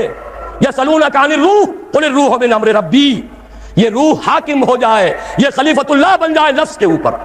پہلا کام یہ ہے، اسی کو کہا گیا ہے اصل جہاد۔ حضور نے فرمایا المجاہد من جاہد نفسہ. پوچھا کہ ای الجہاد افضل یا رسول اللہ؟ فرمایا ان تجاہد نفسک فی طاعت اللہ. پھر نمبر 2، آپ کا ایک دائرہ اختیار ہے، آپ کا گھر ہے، اس میں آپ خلیفۃ اللہ ہیں. اگر یہاں آپ اسلام کو نافذ نہیں کر سکتے تو اسلام کا نام زبان پر نہ لائیں. ہرگز فارم پر نہ کیجئے ہمارے ساتھ تعاون کا. اگر عزم کر لے کہ ہاں اب کروں گا تب فارم پر کیجئے، تب دستخط کیجئے. لیکن یہ کہ اگر یہ ارادہ نہیں ہے، صرف نعرے لگانے ہیں، تو میں آپ کا ساتھ نہیں چاہتا. یہ تو پروسیس شروع ہوگا اپنی ذات سے، اپنے گھر سے. پھر بنو ایک بنیاد مرصوص. سیاسی کشمکش سے علیحدہ، کسی کی دوستی نہ کسی کی دشمنی. دوستی ہو تو اللہ سے اور اس کے رسول سے، وفاداری ہو اس کے دین سے. لڑائی ہے ہر اس شخص سے کہ جو اللہ کا باغی ہو، اللہ کے رسول سے جس نے منہ موڑا ہو، قرآن کے حرام کے اوپر عمل پیرا ہو. اس سے ہماری دشمنی. آج توبہ کر لے ہمارا دوست ہے، کسے باشد کوئی ہو وہ ہمارا ساتھی ہے، لیکن توبہ شرط لازم ہے. جب تک یہ نہیں کریں گے توبوا الی اللہ توبۃ نصوحا، انفرادی توبہ، اجتماعی توبہ.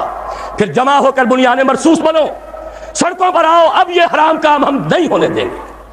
کسی کی حکومت گرانے کے لیے مت آؤ، کسی کو کندھا دے کر اوپر پہنچانے کے لیے، اور پھر جب اوپر چڑھ جائے تو اس کو گرانے کے لیے.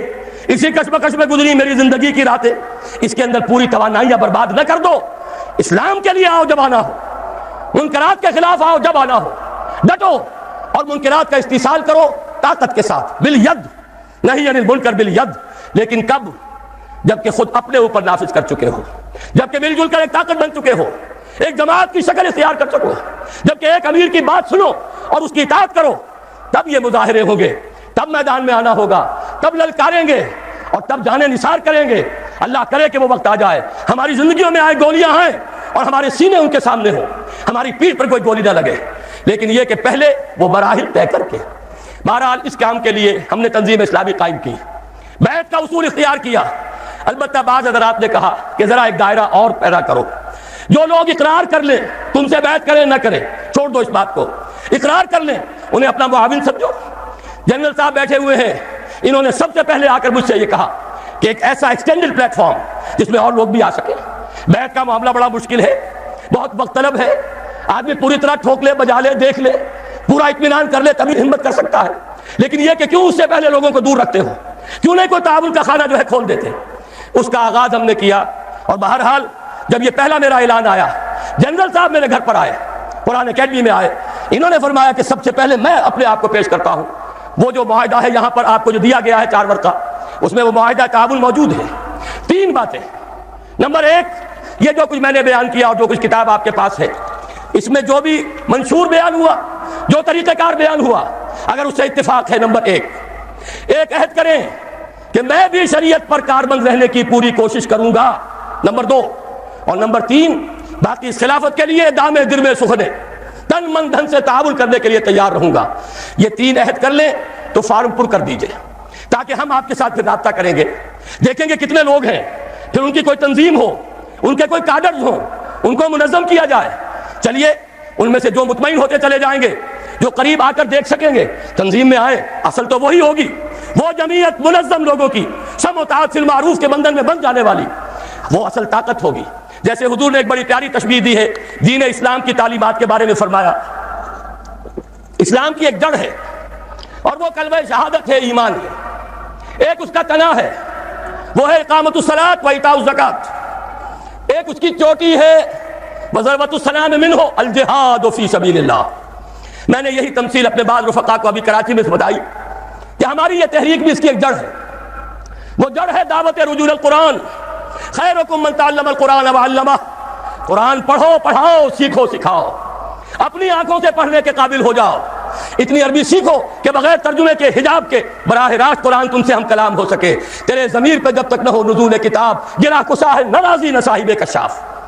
دوسرا اس کا تنا ہے، وہ لوگ جو سم و طاعت فی المعروف کے بندھن میں بن جائیں، جو حکم دو گے مانیں گے بشرطے کہ کتاب و سنت کے خلاف نہ ہو. حکم دو گے آگے بڑھیں گے، اور حکم دو گے پیچھے ہٹو پیچھے ہٹ جائیں گے. یہ تنا ہے، یہ تنظیم اسلامی ہے. میری 15 برس کی اس کے اندر محنت لگی ہوئی ہے. 25 برس سے زیادہ کی محنت ہے وہ دعوت رجوع القرآن، انجمن خدام القرآن، قرآن اکیڈمی، قرآن کالج. اب کراچی میں اکیڈمی بن گئی ہے، اب یہ فیصل آباد میں بن رہی ہے، ملتان میں بن. ایک کام وہ ہے، اصلھا ثابت، اصل جڑ وہ ہے. پھر ہے یہ تنظیم اسلامی، اور اب یہ تنا ہے. اور عجیب بات ہے یہ درختوں کے اوپر جو پتے ہیں، ڈالیاں ہیں، یہ ہوا میں ہلتی ہیں. حرکت تحریک خلافت ہے جس کا آغاز ہو رہا ہے. اس میں ہمیں معاون چاہیے، ساتھی چاہیے، تعاون کرنے والے چاہیے. وہ فارم آپ کے پاس ہے، جو بھی اسے پر کرے وہ یہیں دے جائے. یہاں پہ سٹالز بنے ہوئے ہیں، یہاں پر دستخط کرنے کے لیے پینسلیں ہیں. نام صاف، پتہ صاف لکھ کر دے دیجئے، اور یہ کہ بعد میں بھی اس پر پتہ درج ہے، گھر سے وہاں پر پر کر کے بھجوا دیجئے. آپ ہمارے ساتھی ہوں گے، اس کام میں معاون ہوں گے. چھوٹی چھوٹی دو وضاحتیں. ایک وضاحت یہ ہے کہ جب تک یہ انقلاب نہیں آتا، جو عمل سیاسی ہمارے ملک میں جاری ہے، ہم چاہتے ہیں وہ جاری رہے اور دستوری سطح پر جاری رہے. مارشل لا اس ملک کے لیے سب میں قاتل ہے. مارشل لا کی کسی بھی کیفیت کو، کسی بھی حیثیت کو ہم صحیح نہیں سمجھتے اس ملک کے لیے. البتہ یہ کہ دوسری یہ، جو لوگ دین کے ساتھ وفادار ہیں، جو حقیقتاً اسلام کا بول بالا کرنا چاہتے ہیں، جن کا ارادہ ہے کہ نظام خلافت قائم ہو جائے، ان سے ہماری دست بستہ گزارش ہے. یہ گزارش جماعت اسلامی کے امیر قاضی حسین احمد صاحب سے بالمشافہ وقت لے کر، استدعا کر کے، ان سے وقت لے کر جا کر ان سے بھی میں کرایا ہوں. ان کے علاوہ پروفیسر عبدالغفور صاحب سے، اور ایک اور ان کے اہم آدمی جو کہ پارلیمنٹ کے ممبر رہے نیشنل اسمبلی کے، فاروقی صاحب، ان سے بھی بات کی ہے. لیکن وہ لوگ تیار نہیں. الیکشن یہ تو گویا کہ اصول موضوع ہے. اسی طرح جمعیت علماء اسلام کے دونوں دھڑے، چند سال پہلے ان کی بڑی شاندار کانفرنسیں ہوئی تھی. یہ جو پارک ہے، اقبال پارک، اور یہ جو مینار پاکستان کے سائے میں، دونوں جگہ میں حاضر ہوا. باتیں انقلاب کی، خاتمہ انتخاب پر. میں ان سب سے مایوس ہوا. اٹھا میں مدرسہ و خانقاہ سے نمناک. یہی وجہ ہے کہ ہم نے تو اپنا قافلہ چھوٹا ہے، آغاز بہت عقیر ہے، ہم نے شروع کر دیا ہے. ان سے دست بستہ گزارش جاری رہے گی. خدا کے لیے اقتدار کی کشاکش سے علیحدہ کر لو. کتنے زور شور سے IJI بنائی تھی، معلوم ہوتا تھا کہ بس IJI آئی کہ اسلام آیا کہ آیا. لیکن وہ IJI بھی آ گئی، اور اس میں جو جماعتیں ہیں وہ نہایت مایوس بھی ہو چکی، شدید ترین تنقیدیں بھی کر رہے ہیں. انہی کے ووٹوں سے براجمان ہیں جا کر سینیٹر بن کر، انہی کی دھمکیوں پر منقار زیر پر بھی ہو جاتے ہیں. وہ جا کر ذرا ایک دفعہ ملاقات کر لیں تو دنیا پلٹ جاتی ہے. یہ وہ تماشا ہے جس نے دین کو بدنام کر کے رکھ دیا ہے. عوام کی امیدیں ختم ہو رہی ہیں. رجال دین پر سے اعتماد ختم ہو گیا تو دین پر سے ختم ہو جائے گا. دست بستہ گزارش ہے، خدا کے لیے ادھر سے نکل آؤ. یہاں سے ہٹ کر نہیں، عن المنکر کے لیے ایک منظم طاقت فراہم کرو، پھر للکارو.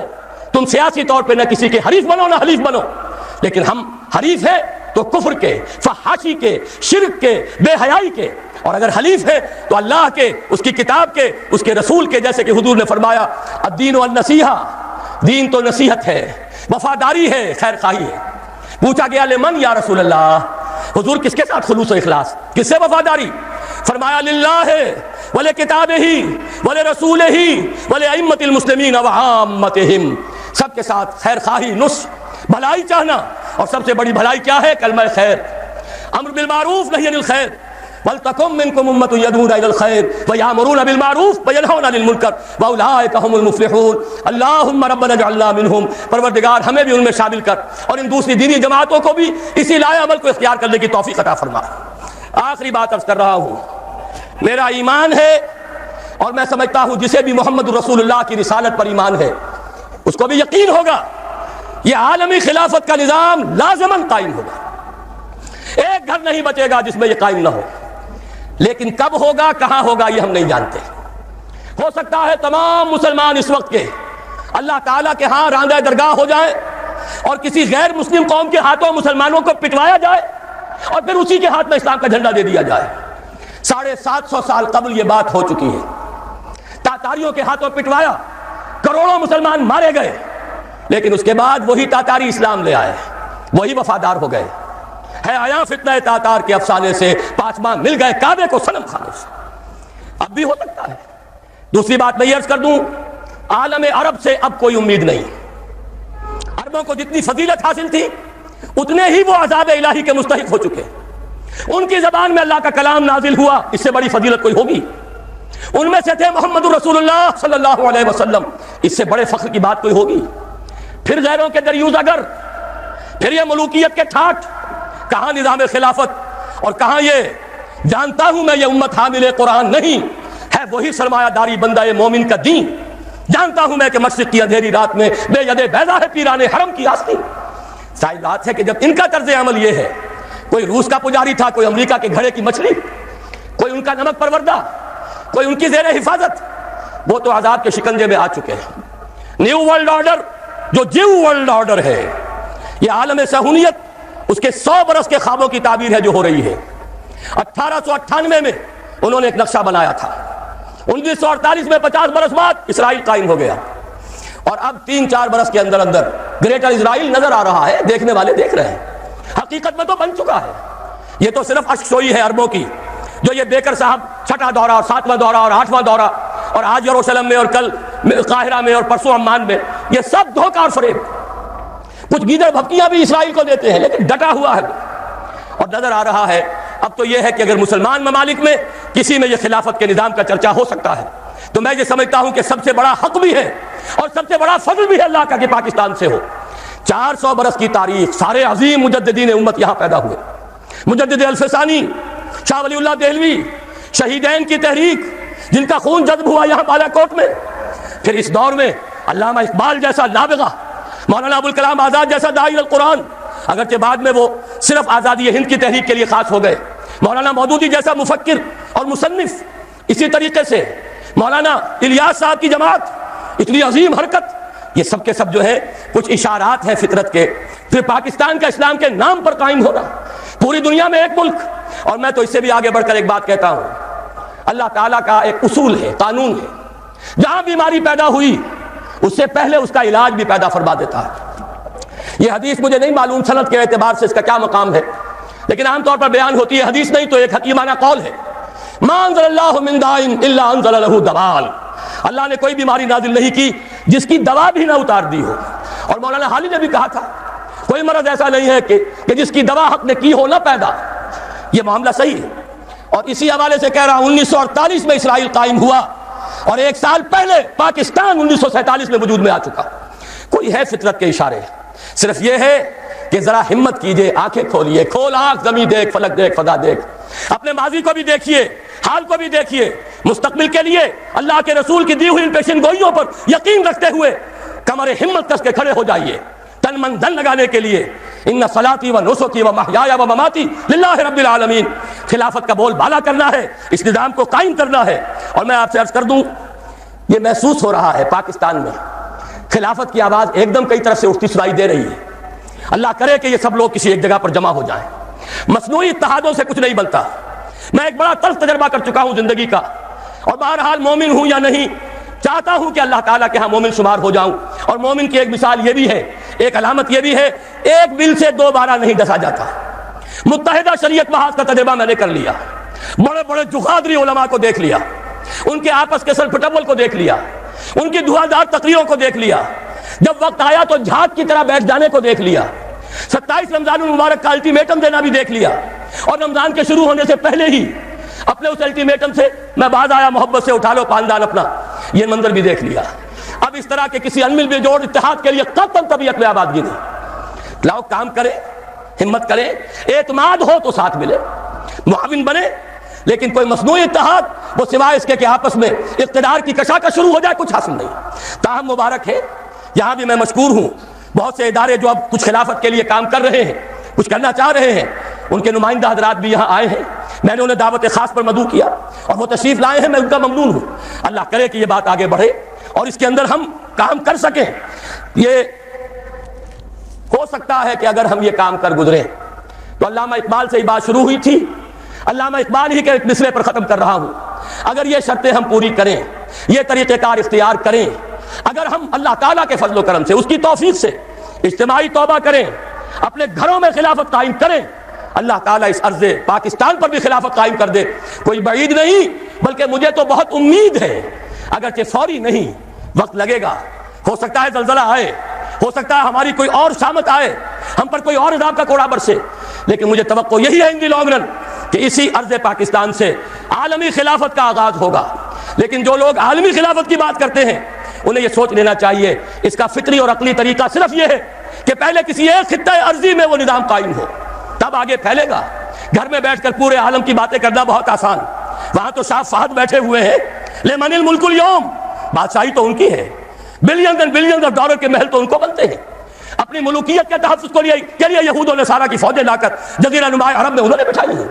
کون خلافت کو ماننے والا ہے؟ یہاں غنیمت سمجھو کہ کم سے کم آزادی ہے، بات کر سکتے ہو، اگر تم نظم کو نہ توڑو، بدامنی نہ کرو تو حق حاصل ہے یہاں پر تحریک چلانے کا. منظم ہو، پرامن ہو، دستور آپ کو حق دیتا ہے. حق کہیے، حق کا بول بالا کرنے کے لیے جب طاقت ہو تو میدان میں آ جائیے، گولیاں کھائیے، جانے دیجیے، کوئی آپ کے اوپر قدغن نہیں ہے. کیا عجب کہ اللہ تعالیٰ اس سرزمین کو چن لے، ہمیں توفیق دے، اور اس کے نتیجے میں میرے عرب کو آئی ٹھنڈی ہوا جہاں سے، میرا وطن وہی ہے، میرا وطن وہی ہے. کاش کہ اس شعر کا مصداق کامل ارض پاکستان بن جائے. اب میری گفتگو ختم ہوئی، معذرت خواہ ہوں. میں نے وعدہ کیا تھا اپنے ساتھیوں سے کہ آج میں 1.5 گھنٹے سے زیادہ گفتگو نہیں کروں گا، لیکن غالباً 2 گھنٹے ہو گئے. لیکن آپ بھی بیٹھے رہے، کچھ میری بھی ہمت رہی، حالانکہ میرا گلا بہت خراب تھا، لیکن اللہ نے ہمت دی ہے. تو امیر جماع احباب درد دل کہہ لے، پھر التفات رخ دوستاں رہے نہ رہے، میں نے یہ ساری بات آپ کے سامنے کر دی ہے. اب صرف گزارش یہ ہے کہ چند منٹ کے لیے تشریف رکھیے. ایک تو مجھے اعلان کرنا ہے، بعد میں دعا پر اس مجلس کا خاتمہ ہوگا. یہ جو کچھ آپ نے محنت کی ہے، وقت لگایا ہے، اپنی یہاں پر رات کی نیند جو ہے اس کا ایثار کیا ہے، تو اللہ تعالیٰ سے کچھ مانگ کر بھی اٹھیے. اور اس سے پہلے جو صدر مجلس ہیں، میں ان سے درخواست کرتا ہوں سید سراج الحق صاحب سے کہ وہ آپ سے بہت مختصر خطاب کریں، اس کے بعد دعا ہوگی انشاءاللہ، اور پھر یہ اجلاس ہم برخاست کریں گے. اقول قولی ھذا واستغفر اللہ لی ولکم ولسائر المسلمین. اعوذ باللہ من الشیطان الرجیم. بسم اللہ الرحمن الرحیم. انا اعطیناک الکوثر فصل لربک وانحر ان شانئک هو الابتر. صدق اللہ العظیم. السلام علیکم سامعین، ڈاکٹر اسرار احمد صاحب کے مزید بیانات سننے کے لیے ہمارے چینل صدائے ایمان کو سبسکرائب کیجیے.